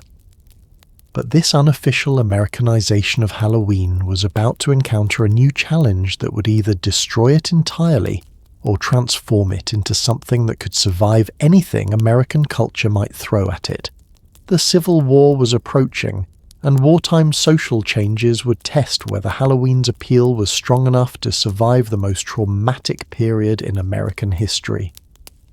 Something extraordinary happened when America went to war with itself. Halloween discovered its true power to heal wounded hearts. The Civil War years between 1861 and 1865 should have destroyed Halloween entirely.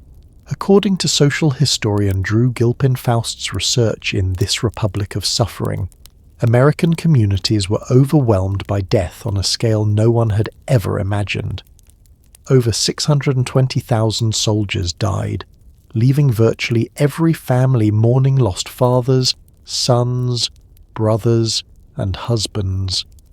You might think this would make Halloween's focus on death and supernatural communication feel inappropriate or even cruel. Instead, something remarkable happened that would transform Halloween from an immigrant tradition into a genuinely American institution. Grieving American families discovered that Irish Halloween traditions offered something that traditional Protestant mourning practices couldn't provide: the promise of continued connection with their dead loved ones. Protestant theology taught that death was final separation until heavenly reunion. You mourned your losses, accepted God's will, and waited for eventual reunion in the afterlife. But Irish Halloween offered the possibility of immediate, ongoing spiritual communication with deceased family members. For families who had lost sons to battlefield slaughter or disease, this wasn't just appealing, it was psychologically necessary. According to letters and diaries compiled by historian Drew Gilpin Faust, American families throughout the war years began adopting Irish Halloween spiritual practices specifically to maintain contact with their war dead. They weren't converting to Catholicism or abandoning Protestant theology. They were using Halloween as supplemental spiritual technology for dealing with traumatic loss. And here's the detail that reveals the true genius of cultural adaptation. American families didn't adopt Irish Halloween traditions as foreign practices. They Americanized them by connecting them to patriotic mourning for fallen soldiers. Traditional Irish Halloween honored family ancestors and local spirits. American Civil War Halloween honored fallen soldiers who had died defending the Union or the Confederacy. The supernatural framework remained identical, but the spiritual focus became explicitly patriotic. According to documentation in soldiers' letters preserved by the National Archives, Union and Confederate military units began organizing Halloween celebrations in army camps that combined traditional Irish spiritual practices with American military memorials. Soldiers would carve jack-o'-lanterns and place them around camp perimeters, not just for traditional spirit protection, but to honor fallen comrades who had died in previous battles. They would tell ghost stories featuring appearances by dead soldiers who returned to warn living troops about upcoming dangers. They would practice Halloween divination to predict their own survival chances and receive spiritual guidance from deceased friends. Military Halloween wasn't just entertainment. It was psychological warfare against the trauma of constant death. But the most powerful development was happening on the home front, where American women were transforming Halloween into something that would prove absolutely crucial for the holiday's long-term survival. According to historian Jeannie Attie's analysis in Patriotic Toil, American women during the Civil War faced unprecedented responsibilities for maintaining community morale while dealing with their own grief over lost family members. They needed cultural practices that could simultaneously honor the dead, comfort the living, and provide hope for the future. Irish Halloween traditions offered exactly this combination. American women began organizing community Halloween celebrations that served multiple functions. They provided acceptable venues for grief expression. They created opportunities for mutual support among bereaved families, and they offered children positive associations with death-related topics that helped them process wartime trauma. These weren't just parties. They were community therapy sessions disguised as seasonal celebrations. And American women proved to be absolutely brilliant at adapting Irish traditions to American needs. They transformed traditional Irish Halloween fortune-telling into patriotic divination about when the war would end and which soldiers would return home safely. They adapted Celtic spirit communication rituals into memorial services that honored fallen soldiers while comforting surviving families. They converted Irish supernatural protection ceremonies into community rituals designed to safeguard local boys who were still fighting. According to local newspaper accounts preserved in the American Antiquarian Society, these women-organized Halloween celebrations became so popular and so emotionally important that they continued even in communities where religious authorities officially discouraged supernatural practices. American women had discovered that Halloween worked as grief counseling, community building, and patriotic expression all simultaneously. But here's where the story takes a turn that would prove absolutely crucial for Halloween's future. Children who participated in these wartime Halloween celebrations formed emotional associations that would last their entire lives. According to memoir collections analysed by historian Elliot West in Growing Up with the Country, Americans who were children during the Civil War remembered Halloween as the one tradition that helped them feel connected to deceased family members and hopeful about surviving trauma. These children grew up believing that Halloween was fundamentally American, not because of its historical origins, but because of its emotional significance during America's most defining crisis. When these children became adults, they would pass Halloween traditions to their own children as inherited American culture rather than adopted Irish customs. Halloween was becoming American through emotional ownership rather than historical claim, and the war years had created one more development that would prove absolutely crucial. According to economic historian Philip Paludan's research in A People's Contest, wartime disruptions had broken down many regional and religious barriers that had previously limited cultural exchange between different American communities. Irish, German, English, and native-born American families found themselves working together in ways that peacetime social structures had never encouraged. This forced cultural mixing created opportunities for Halloween traditions to spread beyond Irish immigrant communities into mainstream American culture through direct personal contact rather than abstract cultural transmission. American families who worked alongside Irish families in wartime relief efforts, military support activities, and community survival projects experienced Irish Halloween traditions firsthand and discovered their practical and emotional value. By 1865, Halloween wasn't just an Irish tradition that some Americans happened to practice. It was an American tradition that happened to have Irish origins. But the most important transformation was still to come. The post-war period would bring prosperity, urbanization, and technological changes that would create perfect conditions for Halloween to evolve from a community grief ritual into something entirely new. A commercial celebration that could be marketed, packaged, and sold to American families as entertainment rather than spiritual necessity. The entrepreneurs and business people who would drive this commercialization weren't Irish immigrants trying to preserve their cultural traditions. They were native-born Americans who had discovered during the war years that Halloween traditions generated genuine customer demand from families who wanted to purchase rather than create their own seasonal celebrations. Halloween was about to encounter the transformative power of American capitalism, and that encounter would either destroy its authentic character entirely or create a hybrid tradition so successful that it would eventually be exported around the world as a distinctly American cultural product. The battle between Halloween's spiritual heritage and its commercial potential was about to begin, and the outcome would determine whether future generations of Americans would experience Halloween as meaningful cultural inheritance or manufactured entertainment. Between 1870 and 1900, something unprecedented happened in American cultural history. Halloween became the first ancient tradition to be completely reimagined by Victorian social engineering. The women who accomplished this transformation weren't trying to preserve Irish immigrant customs or honour Celtic spiritual practices. They were trying to solve what historian Ruth Borden calls the moral crisis of American childhood in her work, Woman and Temperance.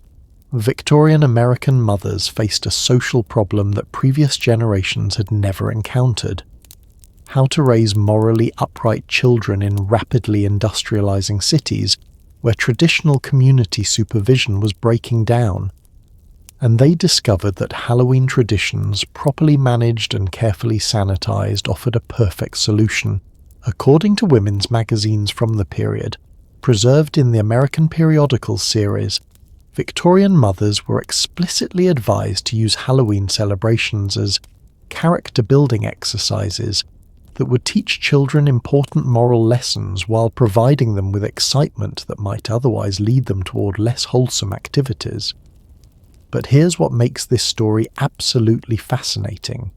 These Victorian women weren't just adapting Halloween, they were reverse engineering it, stripping away everything they considered inappropriate and rebuilding it as a tool for middle-class American child development. Out went any reference to supernatural communication with the dead. That was considered morbid and potentially harmful to young minds. Out went fortune-telling and divination. That was superstitious nonsense that could interfere with proper Christian education. Out went anything that might genuinely frighten children. Victorian child-rearing philosophy emphasized that children should feel safe and protected at all times. What remained was a carefully constructed seasonal celebration that used Halloween's familiar symbols and activities but completely eliminated its spiritual content. According to documentation in women's domestic advice literature analysed by historian Harvey Green in The Light of the Home, Victorian Halloween became essentially elaborate costume parties with seasonal decorations, organised games with small prizes, and storytelling that was thrilling but never actually scary. Think about the psychological brilliance of this approach. Victorian women had identified what made Halloween appealing to children: the excitement of transformation through costumes, the thrill of controlled mystery, the social pleasure of community celebration. And they had figured out how to provide these experiences without any of the elements that Victorian Protestant culture found objectionable. It was cultural laundering on a massive scale, and it worked perfectly. But the most crucial innovation was what these Victorian women did with Halloween's traditional door-to-door activities. Instead of children wandering neighbourhoods asking for supernatural protection or spiritual communication, Victorian Halloween featured organised calling parties, where children would visit predetermined houses following carefully planned routes supervised by adults. According to party planning guides published in magazines like Ladies' Home Journal and documented by historian Carolanne Marling in Dearest Friends, these Victorian Halloween visits involved elaborate social rituals designed to teach children proper etiquette, community courtesy, and social responsibility. Children would dress in costumes representing historical figures, literary characters, or seasonal themes, never ghosts, spirits, or supernatural entities. They would recite poems, perform songs, or demonstrate party tricks to earn small treats or tokens. They would thank their hosts with formal politeness and move to the next house in organised groups chaperoned by mothers. It was trick-or-treating transformed into a travelling etiquette lesson, and American children loved it because it preserved the essential Halloween experience, wearing costumes, visiting neighbours, collecting treats, while making it socially acceptable to Protestant parents who had previously been suspicious of Halloween's spiritual elements. Victorian women had solved the cultural conflict that had threatened Halloween's survival in America by creating a version that satisfied both children's desires and adult moral requirements. But here's where the story reveals the absolutely brilliant foresight of these Victorian reformers. They weren't just sanitizing Halloween for their own generation. They were creating a template that could be infinitely adapted to changing American values and commercial opportunities. Victorian Halloween established the precedent that Halloween could be completely reimagined without losing its essential appeal. The specific costumes, decorations, and activities could change with fashion and technology, but the basic framework, transformation, mystery, community celebration, and treat collection would remain constant. This flexibility would prove absolutely crucial as American society continued to evolve and as entrepreneurs began recognizing Halloween's commercial potential. And the entrepreneurs were definitely paying attention. According to business historian Susan Strasser's research in Satisfaction Guaranteed, American manufacturers and retailers during the 1880s and 1890s began noting that Halloween celebrations were generating significant consumer demand for specialized products that couldn't be easily made at home. Victorian families wanted elaborate costumes that required specialized materials and construction skills. They wanted sophisticated decorations that went beyond simple carved pumpkins. They wanted party supplies, games, and refreshments that would make their Halloween celebrations more impressive than their neighbors. Halloween was becoming a market opportunity. The first businesses to capitalize on this were local seamstresses and costume makers who began advertising Halloween specialty services in city newspapers. According to advertisements preserved in newspaper archives, these early Halloween entrepreneurs offered everything from authentic historical costumes to fantastic character transformations designed specifically for Halloween celebrations. But the real breakthrough came when national manufacturers realized that Halloween products could be mass-produced and sold throughout the country rather than just locally. The Denison Manufacturing Company, a paper goods manufacturer based in Massachusetts, became the first major corporation to recognize Halloween's national commercial potential. According to company records analyzed by business historian Susan Strasser, Denison began producing specialized Halloween decorations, party supplies, and costume accessories in the 1890s that were specifically designed for the Victorian Halloween market. These weren't just seasonal adaptations of existing products. They were the first consumer goods created specifically for Halloween celebration, and they were hugely successful because Victorian women were eager to purchase products that would help them organize more elaborate, more impressive Halloween celebrations without requiring extensive handcrafting skills. Halloween was discovering the power of consumer convenience, but the most important development was happening in American schools, where educators were beginning to incorporate Halloween celebrations into official curriculum. According to educational records preserved in local historical societies and analyzed by historian David Tyack in The One Best System, American teachers during the 1890s began using Halloween as an educational opportunity that combined seasonal celebration with academic instruction. School Halloween celebrations would feature historical costume presentations that taught students about different time periods and cultures. They would include storytelling activities that developed literacy and public speaking skills. They would incorporate craft projects that developed fine motor skills and artistic abilities. Halloween was becoming institutionalized as educational programming rather than just seasonal entertainment.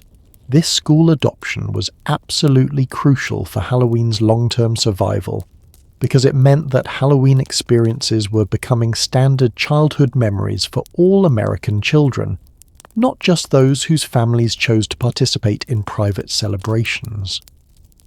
American children were growing up with the expectation that Halloween was a normal, natural part of autumn that they would always experience regardless of their family's religious or cultural background. But this institutionalization was also creating the conditions for Halloween's most dramatic transformation yet. Because when American businesses realized that Halloween was becoming a universal childhood experience with predictable annual demand, they began developing strategies for commercial expansion that would transform Halloween from a pleasant seasonal tradition into a massive economic engine that would eventually rival Christmas in scope and profitability. Just when Halloween seemed safely domesticated, one tragic event nearly destroyed it forever, and revealed something terrifying about the holiday's hidden dangers. World War II should have been Halloween's greatest triumph. After decades of commercial growth and cultural acceptance, Halloween had become one of America's most beloved traditions. But between 1942 and 1945, Halloween faced what historian Nicholas Rogers calls an existential crisis in his definitive work, Halloween: From Pagan Ritual to Party Night.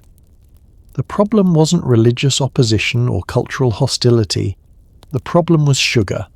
According to wartime rationing records preserved in the National Archives, the US government's sugar rationing program virtually eliminated the candy that had become Halloween's primary currency. Families were limited to half a pound of sugar per person per week, barely enough for basic cooking, let alone Halloween treats for neighborhood children. Without candy to distribute, the fundamental economic relationship that sustained trick-or-treating collapsed overnight. But here's what makes this story absolutely fascinating. Instead of abandoning Halloween, American communities began innovating solutions that revealed just how deeply the holiday had embedded itself in American culture. According to local newspaper accounts compiled by historian Elizabeth Cohen in A Consumer's Republic, communities throughout the United States organized Victory Halloween celebrations that replaced traditional trick-or-treating with patriotic activities designed to support the war effort. Children would still wear costumes and visit neighbors, but instead of asking for candy, they would collect scrap metal, rubber, paper, and other materials needed for military production. Instead of receiving treats, they would get war bonds, victory stamps, or small toys made from non-ration materials. Halloween was being transformed from a celebration of supernatural mystery into a celebration of American patriotism. And it worked brilliantly, because parents discovered that patriotic Halloween satisfied children's desire for Halloween experiences while serving practical wartime needs. But the most crucial innovation was what American women did to preserve Halloween's social functions when traditional activities became impossible. According to women's magazine articles from the period, documented by historian Maureen Honey in Creating Rosie the Riveter, American mothers began organizing elaborate indoor Halloween parties that replaced neighborhood trick-or-treating with complex games, contests, and entertainment designed to provide children with Halloween excitement without requiring rationed materials. These wartime Halloween parties featured costume competitions using homemade materials, storytelling contests that encouraged creativity and public speaking skills, and party games that could be played with household items rather than purchase supplies. Victorian women had sanitized Halloween to make it morally acceptable. Wartime women made it materially sustainable during resource scarcity, and children loved these adapted celebrations because they preserved Halloween's essential experience: transformation, mystery, community participation, and special treats, while making participation feel patriotic rather than frivolous. American families were discovering that Halloween's appeal wasn't dependent on specific activities or materials. It was based on deeper psychological needs that could be satisfied through various means as long as the basic framework remained intact. But wartime conditions created one development that would prove absolutely crucial for Halloween's post-war explosion.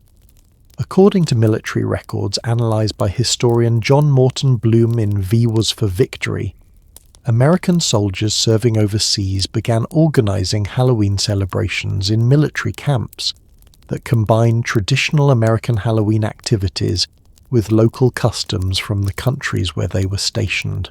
American troops in England discovered British Guy Fawkes traditions that enhanced their understanding of autumn celebrations.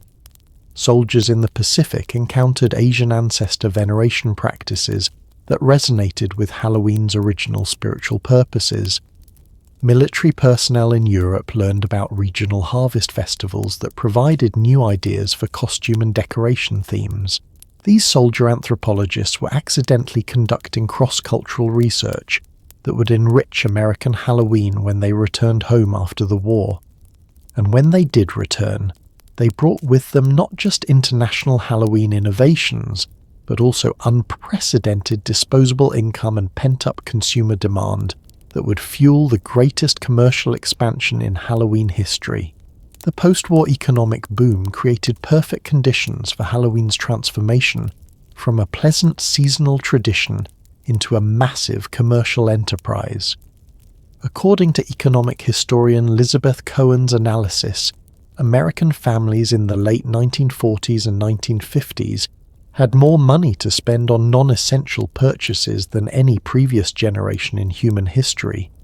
They also had children, lots of children. The baby boom meant that the number of American children participating in Halloween celebrations increased dramatically, just as their parents' ability to spend money on Halloween supplies reached unprecedented levels. But the most important post-war development was technological.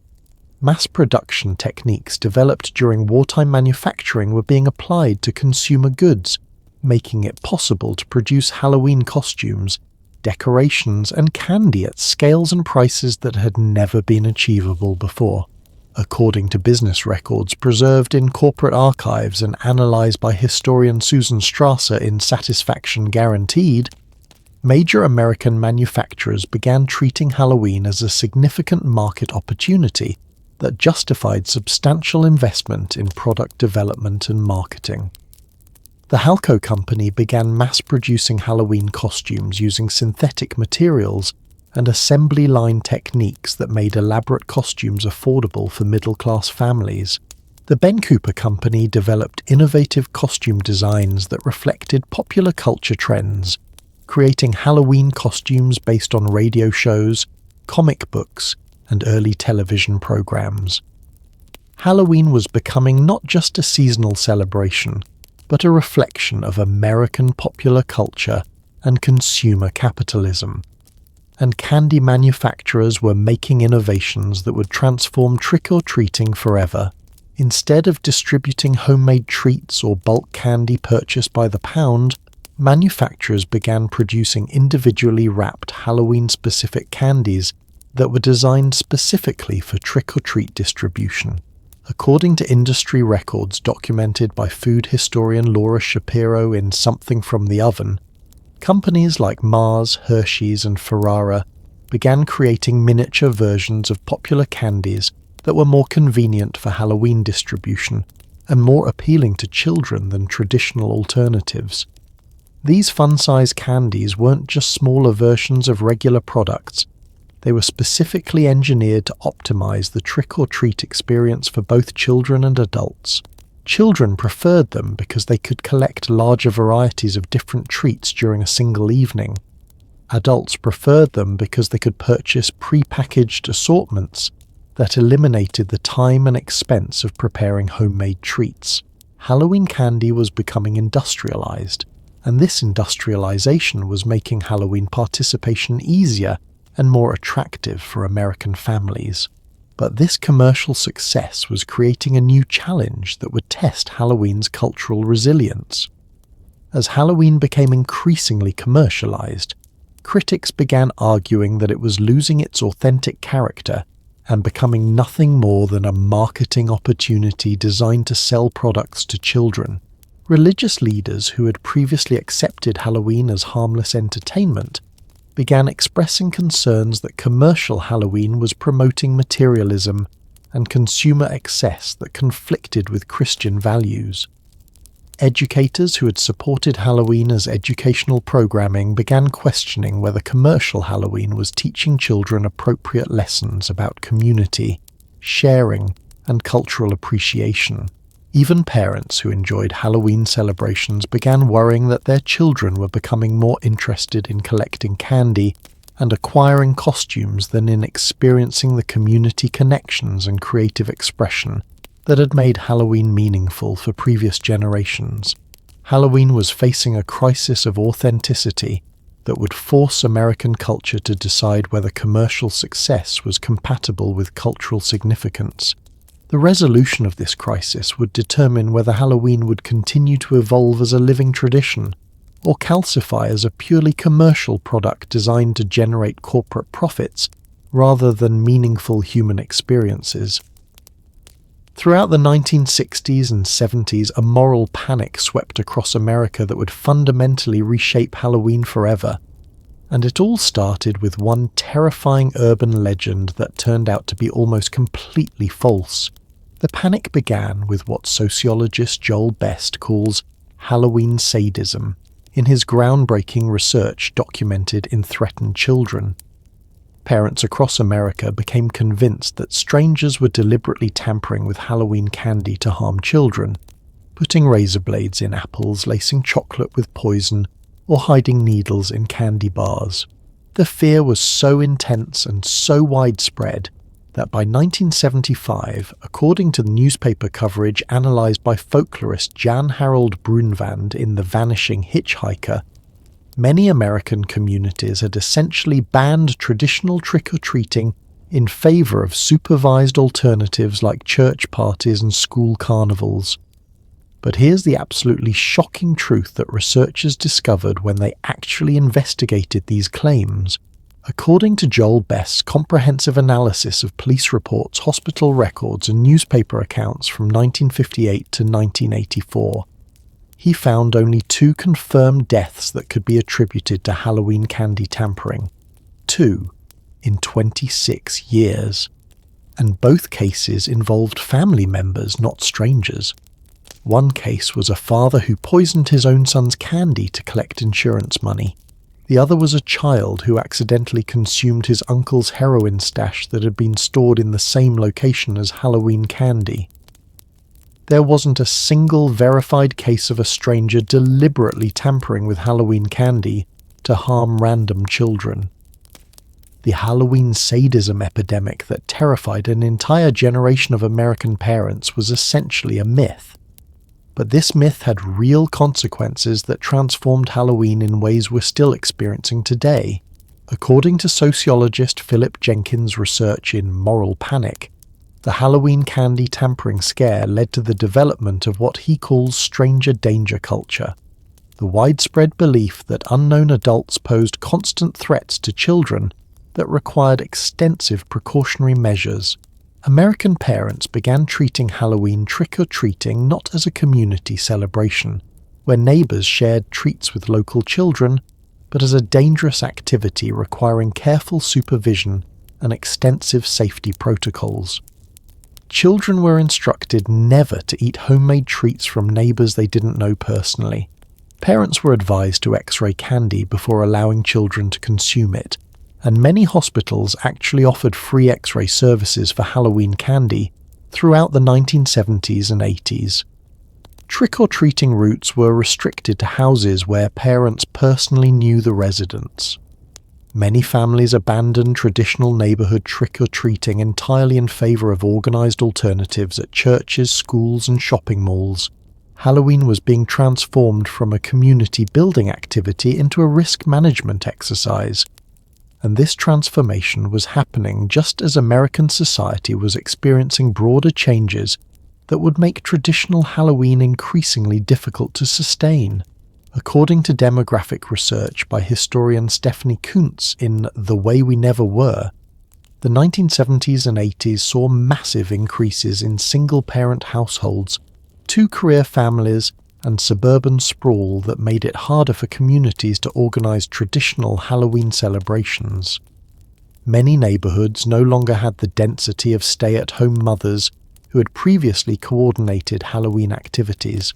Suburban communities were often too spread out for children to walk safely between houses. Working parents had less time and energy to organise elaborate Halloween preparations. The social infrastructure that had supported traditional Halloween was dissolving just as fear about Halloween safety was reaching its peak. But American entrepreneurship responded to this crisis with innovations that would prove absolutely crucial for Halloween's survival. Instead of abandoning Halloween, businesses began developing what marketing researcher Russell Belk calls commodified Halloween experiences in his work, Halloween, an Evolving American Consumption Experience. Shopping malls began organizing safe trick-or-treating events, where children could visit stores instead of houses, receiving candy from retail employees instead of neighbors. These All Halloween events provided the traditional trick-or-treating experience while addressing parental safety concerns. Churches and community organizations began hosting harvest festivals and fall carnivals that offered Halloween-style activities in controlled, supervised environments. These events preserved Halloween's costume competitions, games, and treat distribution, while eliminating the unpredictable elements that worried parents. Theme parks and entertainment venues began developing Halloween-themed attractions that provided controlled, scary experiences for older children and adults who wanted Halloween thrills without safety risks. Halloween was being institutionalized and commercialized as a response to safety fears. But this institutionalization was also making Halloween more accessible to families who might not have been able to participate in traditional community celebrations. And the most successful innovation was what would become known as trunk or treat. Halloween celebrations held in church or school parking lots where children could trick or treat from car to car instead of house to house. According to research by anthropologist Tanya Erzan in Straight to Jesus, trunk or treat events became enormously popular because they satisfied multiple needs simultaneously.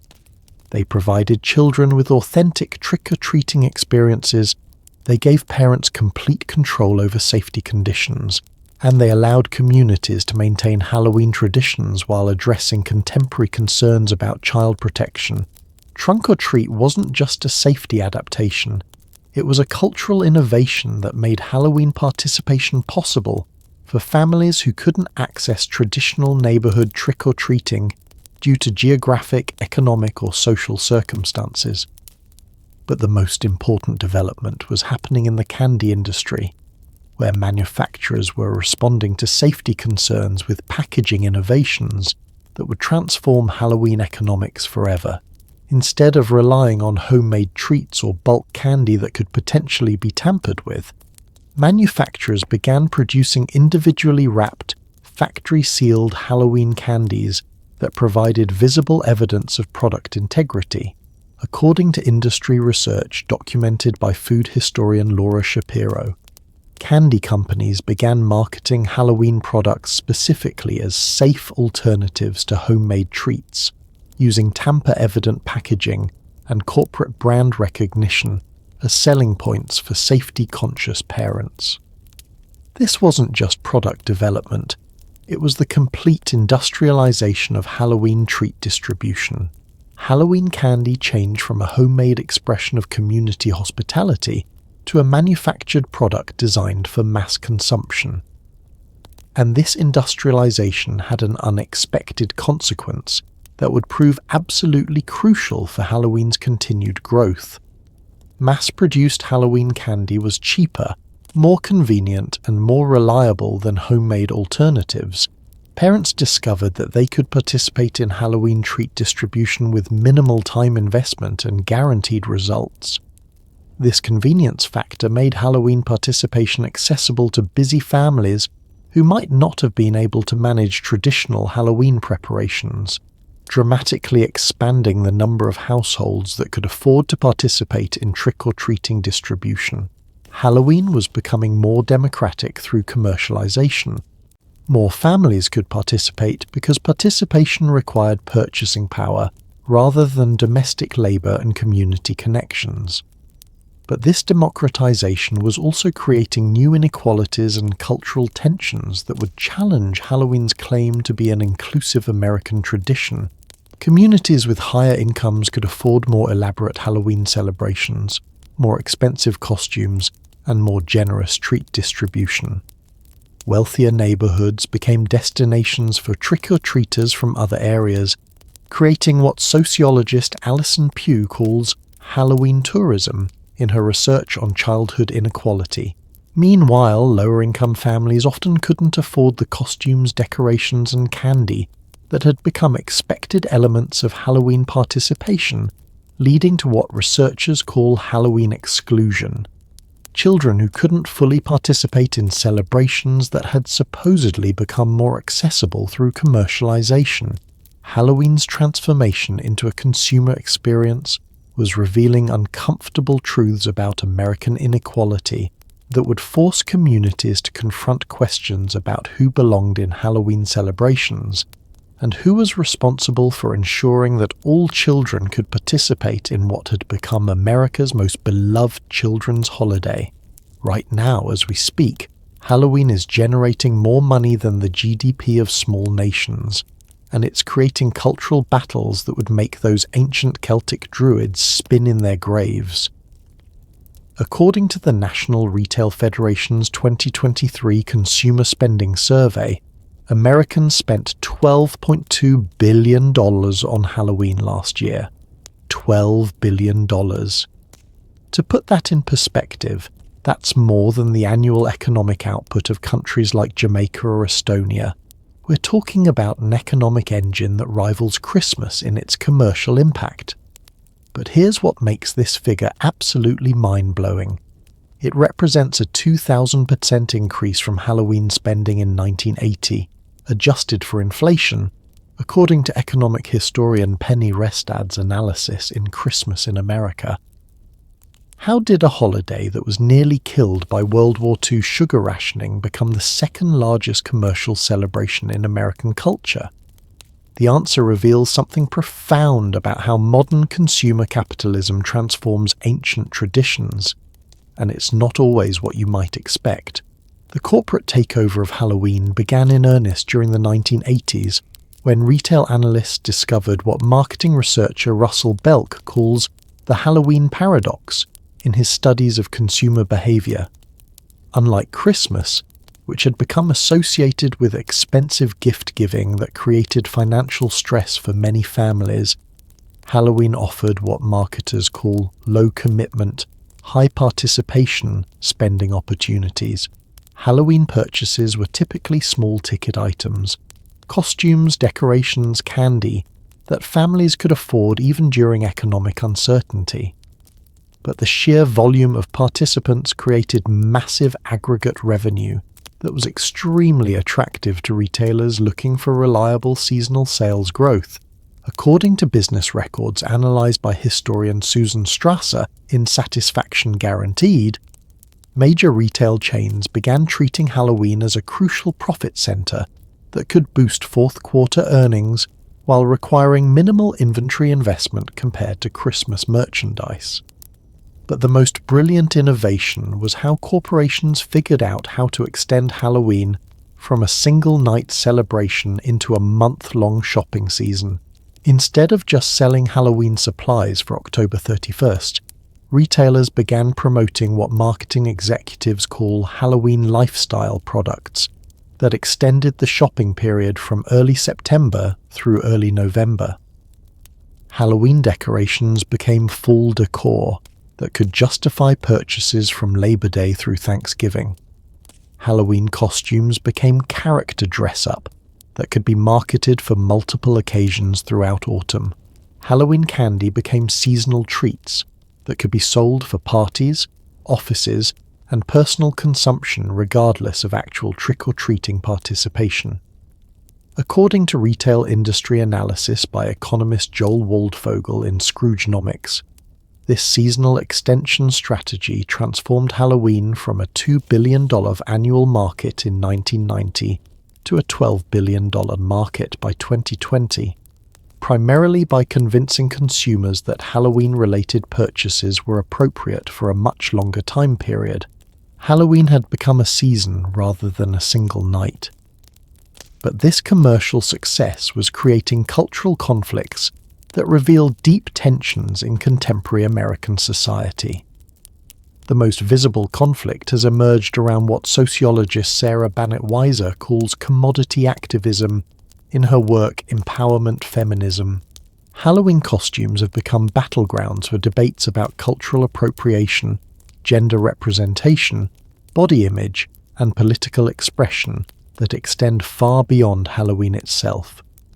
According to media analysis by cultural critic Jennifer Reed in Hideous Progeny, Halloween costume controversies now regularly trigger national debates about racism, sexism, cultural sensitivity, and freedom of expression that reveal fundamental disagreements about American values and social boundaries? Are sexy costumes empowering expressions of personal freedom or problematic objectification of women? Are cultural costumes harmless appreciation or harmful appropriation? Are political costumes legitimate commentary or inappropriate partisanship? These questions force Americans to confront uncomfortable realities about power, privilege, and cultural ownership that many would prefer to avoid. Halloween has accidentally become an annual referendum on American social values, and the corporate response to these controversies reveals something fascinating about how capitalism adapts to cultural conflict. Instead of taking sides in these debates, major costume manufacturers have developed what business strategist Michael Porter calls values-neutral positioning, creating product lines that allow consumers to express whatever values they prefer while ensuring that the companies profit regardless of which side wins cultural arguments. According to industry reports documented by retail analyst Marshall Cohen, costume companies now simultaneously market empowering costumes, traditional costumes, inclusive costumes, and edgy costumes to different consumer segments, allowing each group to feel that their Halloween purchases align with their personal values. It's cultural arbitrage, profiting from disagreement rather than trying to resolve it. But the most important development in modern Halloween is happening in schools, where Halloween celebrations have become proxy battles for much larger conflicts about religion, diversity, and American identity. According to educational researcher Catherine Lugg's analysis in For God and Country, Halloween celebrations in public schools now trigger conflicts that involve constitutional law, religious freedom, cultural representation, and community values in ways that previous generations of Americans never experienced. Some communities argue that Halloween celebrations exclude children from families that consider Halloween religiously inappropriate. Others contend that removing Halloween celebrations eliminates important cultural traditions that help build community connections. Still others propose harvest festivals or fall celebrations that preserve seasonal activities while avoiding supernatural elements that some families find objectionable. These aren't just local policy disputes. They're fundamental disagreements about whether American public institutions should accommodate religious diversity by eliminating potentially controversial traditions or preserve cultural heritage by maintaining celebrations that have historical significance, even if they're not universally embraced. Halloween has become a test case for American pluralism, and these educational conflicts are revealing something crucial about Halloween's role in contemporary American childhood. According to developmental psychologist Cindy Dell Clark's research in Flights of Fancy, Leaps of Faith, Halloween provides children with experiences that are increasingly rare in contemporary American culture. Unstructured social interaction, creative self-expression, mild risk-taking, and community engagement without adult supervision. Many children now experience Halloween as their primary opportunity to interact independently with neighbors, make autonomous decisions about self-presentation, and navigate social situations without direct parental management. For some families, this independence is precisely what makes Halloween valuable. It teaches children important life skills in a relatively safe context. For other families, this same independence is exactly what makes Halloween dangerous. It exposes children to influences and experiences that parents can't completely control. Halloween has become a cultural battleground over childhood autonomy and parental authority. But perhaps the most profound change in modern Halloween is how it's being shaped by social media and digital culture. According to social media researcher Nancy Baim's analysis in Personal Connections in the Digital Age, Halloween has become what she calls a performance holiday, where the primary purpose isn't personal enjoyment or community connection, but rather the creation of content for digital platforms. Instagram-worthy costumes, Pinterest-perfect decorations, TikTok-ready trick-or-treating videos. Modern Halloween is increasingly designed for documentation and sharing rather than immediate experience. This digital transformation is changing not just how people celebrate Halloween, but why they celebrate it. The goal isn't necessarily personal satisfaction or family tradition, it's social media engagement and online identity construction. Are we experiencing Halloween, or are we performing Halloween for digital audiences? These questions about authenticity, commercialization, and cultural meaning bring us full circle to where our story began, with ancient Celtic families gathering around sacred fires to commune with their ancestors and protect their communities from supernatural dangers. The Celts who created Samhain could never have imagined that their spiritual practices would evolve into a $12 billion consumer celebration that generates global cultural conflict about identity, appropriation, and authenticity. Yet somehow, despite all these transformations, modern Halloween still serves remarkably similar psychological functions to its ancient origins. Inside every modern Halloween celebration lies a contradiction so profound it would astound the ancient Celts who started this entire journey 2,000 years ago. Today's Halloween represents the ultimate triumph of secular consumer culture over religious tradition, yet it continues to serve spiritual and psychological functions that are remarkably similar to its sacred origins. According to anthropologist Jack Santino's research in Halloween and Other Festivals of Death and Life, modern Americans use Halloween to address the same fundamental human needs that motivated ancient Celtic Samhain celebrations: processing mortality, strengthening community bonds, and managing the psychological transition between seasons.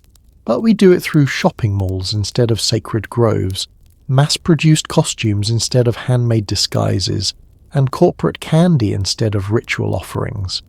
The forms have changed completely, but the underlying functions remain startlingly consistent. And this contradiction is creating fascinating tensions in contemporary American culture that reveal deep uncertainties about tradition, authenticity, and meaning in modern life. According to religious studies scholar Christopher Partridge in The Re-Enchantment of the West, many Americans are simultaneously embracing Halloween's commercial aspects while seeking to recover its spiritual dimensions. New Age practitioners organize Samhain celebrations that attempt to reconnect with ancient Celtic traditions. Wiccan communities treat Halloween as their most important religious holiday.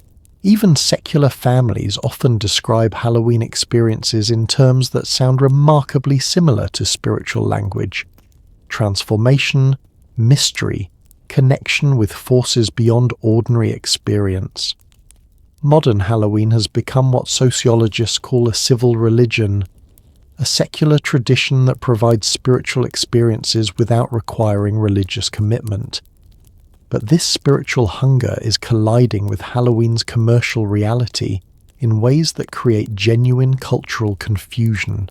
How do you honor ancient traditions while participating in modern consumer celebrations? How do you find authentic meaning in experiences that are explicitly manufactured for profit? How do you connect with spiritual heritage through activities that are designed primarily for entertainment? These questions are forcing Americans to confront uncomfortable realities about the relationship between commerce and culture, between tradition and innovation, between authentic experience and consumer satisfaction. And nowhere are these tensions more visible than in contemporary Halloween costume culture. According to fashion historian Valerie Steele's analysis in Gothic Dark Glamour, modern Halloween costumes serve multiple functions that often conflict with each other. They're supposed to be creative self-expression, but most are mass-produced corporate products.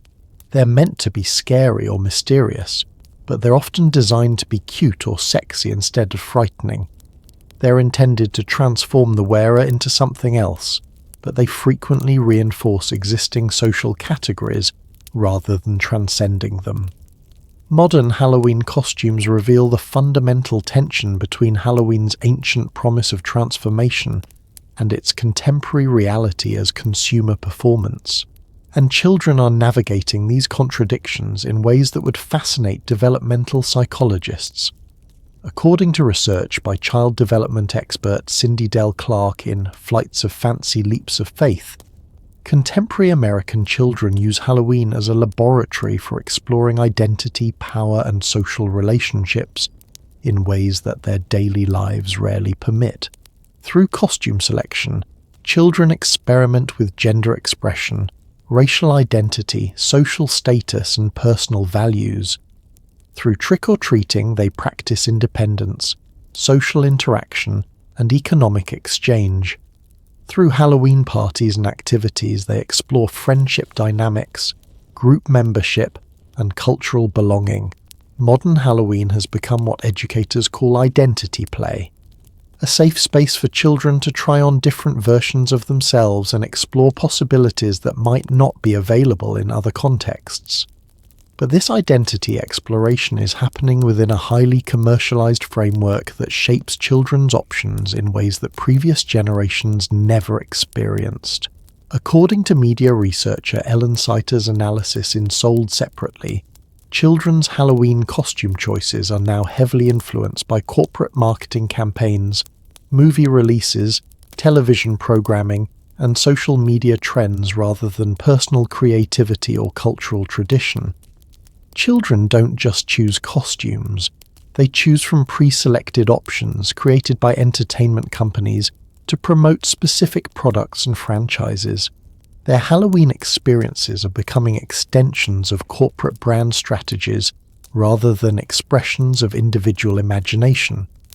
This commercialization is creating what critics call Halloween homogenization, the replacement of diverse, locally created Halloween traditions with standardized, corporately produced experiences that are essentially identical, regardless of geographic location or cultural background.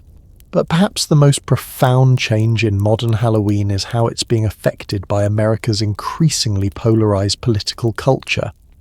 According to political scientist Catherine Kramer's research in The Politics of Resentment, Halloween has become what she calls a cultural marker that reveals deep divisions in American society about values, identity, and belonging. Conservative communities often emphasize Halloween's family-friendly traditional aspects, while expressing concern about supernatural elements that might conflict with Christian values. Liberal communities often embrace Halloween's transgressive, creative aspects while expressing concern about cultural appropriation and social justice issues. These political dimensions transform Halloween from a shared cultural experience into a contested territory where different groups assert competing claims about American identity and values. And social media is amplifying these divisions by creating what researchers call Halloween echo chambers, where people primarily encounter Halloween content that reinforces their existing beliefs and values, rather than exposing them to different perspectives. According to digital culture researcher Dana Boyd's analysis in It's Complicated, social media algorithms ensure that conservative families primarily see Halloween content that emphasizes traditional values and family activities, while liberal families primarily see content that emphasizes creativity and social consciousness. This algorithmic filtering means that different groups of Americans are essentially experiencing different versions of Halloween that share common symbols but convey completely different meanings and values. We're witnessing the fragmentation of Halloween into multiple, incompatible cultural experiences that reflect broader divisions in American society. But despite all these tensions and contradictions, Halloween continues to grow in popularity and cultural significance. According to the National Retail Federation's most recent data, Halloween participation rates have reached historic highs, with over 70% of American households participating in some form of Halloween activity. Spending continues to increase annually, and Halloween celebrations are expanding beyond traditional boundaries to include office parties, pet costumes, and elaborate home decorating that rivals Christmas displays. Something about Halloween continues to resonate with contemporary Americans despite, or perhaps because of, all the cultural conflicts surrounding it. And as we look toward Halloween's future, we're about to discover what the ancient Celts who created Samhain might think of what their spiritual festival has become, and what that reveals about the eternal human needs that Halloween continues to serve, even in its most commercialized and contradictory modern forms. After traveling through 2,000 years of history together, we've finally arrived at the most extraordinary revelation of all, and it might completely change how you see the jack-o'-lantern sitting on your porch right now. If we could somehow transport those ancient Celtic druids who first created Samhain to a modern American Halloween celebration, what would they think? Would they recognize anything of their sacred festival in our contemporary sugar-fueled spectacle? Would they be horrified by what we've done to their spiritual traditions? Or would they be amazed by what we've preserved? According to cultural anthropologist James Fraser's analysis in The Golden Bough, the core functions of ancient festivals remain remarkably consistent across time and culture, even when their surface expressions change dramatically. And when we examine modern Halloween through this lens, the continuities with ancient Samhain are absolutely stunning. Ancient Celts used Samhain to process their relationship with death and mortality. Modern Americans use Halloween for exactly the same purpose, though we've disguised it as entertainment. We tell ghost stories, watch horror movies, and create elaborate haunted attractions that allow us to confront our fears about death in controlled, socially acceptable ways. Celtic families used costumes and masks to temporarily transform into other beings during Samhain. American families use Halloween costumes for identical psychological purposes, to experiment with different identities, explore alternative selves, and experience the thrill of becoming someone else for a brief magical time. Celtic communities used Samhain to strengthen social bonds and ensure community survival through difficult winter months. American neighborhoods use Halloween for the same community-building functions, creating shared experiences that connect strangers and reinforce social solidarity. The ancient Celts would probably be astounded by our jack-o'-lanterns made from American pumpkins, our mass-produced costumes, and our industrial candy distribution systems. But they would immediately recognize the underlying purposes these modern practices serve. We're still using October 31st to commune with mystery, transform our identities, and strengthen our communities. We're just doing it through different methods than our ancestors used 2,000 years ago. But here's the most profound insight that emerges from our entire journey through Halloween's history. Every generation has believed that authentic Halloween was being destroyed by contemporary changes. Medieval Christians worried that Roman influences were corrupting pure Celtic traditions.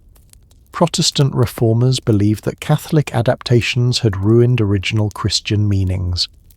Victorian Americans thought that commercialization was destroying genuine folk customs. Modern parents fear that consumer culture is eliminating meaningful tradition. Yet Halloween has not only survived every one of these transformations, it has thrived by adapting to new circumstances while preserving its essential psychological and social functions. According to historian Ronald Hutton's comprehensive analysis in The Stations of the Sun, Halloween demonstrates what he calls adaptive resilience, the ability of cultural traditions to maintain their core purposes while continuously evolving their surface expressions to remain relevant to changing human needs. This adaptive capacity suggests something profound about Halloween's relationship to fundamental human nature.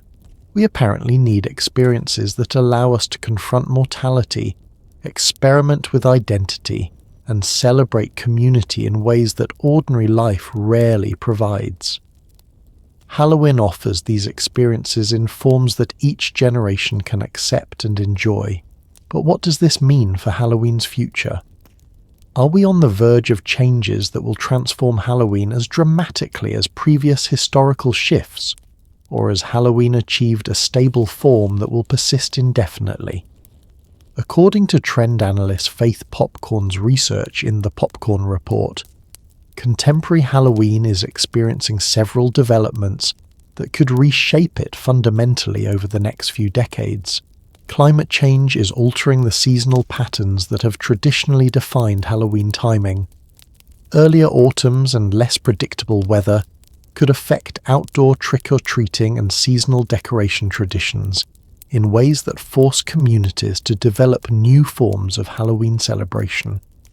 Demographic changes are creating more religiously and culturally diverse communities where traditional Halloween assumptions about shared values and practices no longer hold.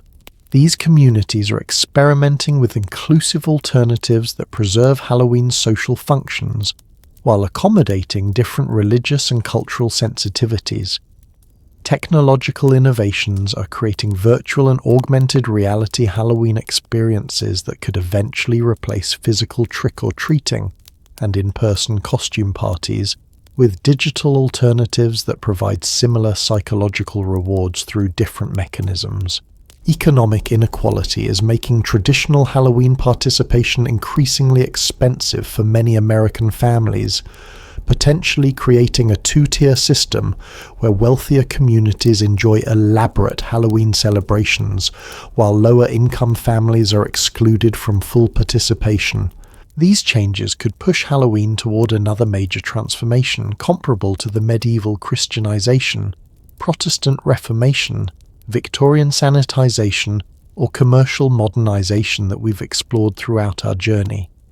But if Halloween's history teaches us anything, it's that the tradition will adapt to these challenges in ways that preserve its essential functions, while developing new expressions that serve contemporary needs.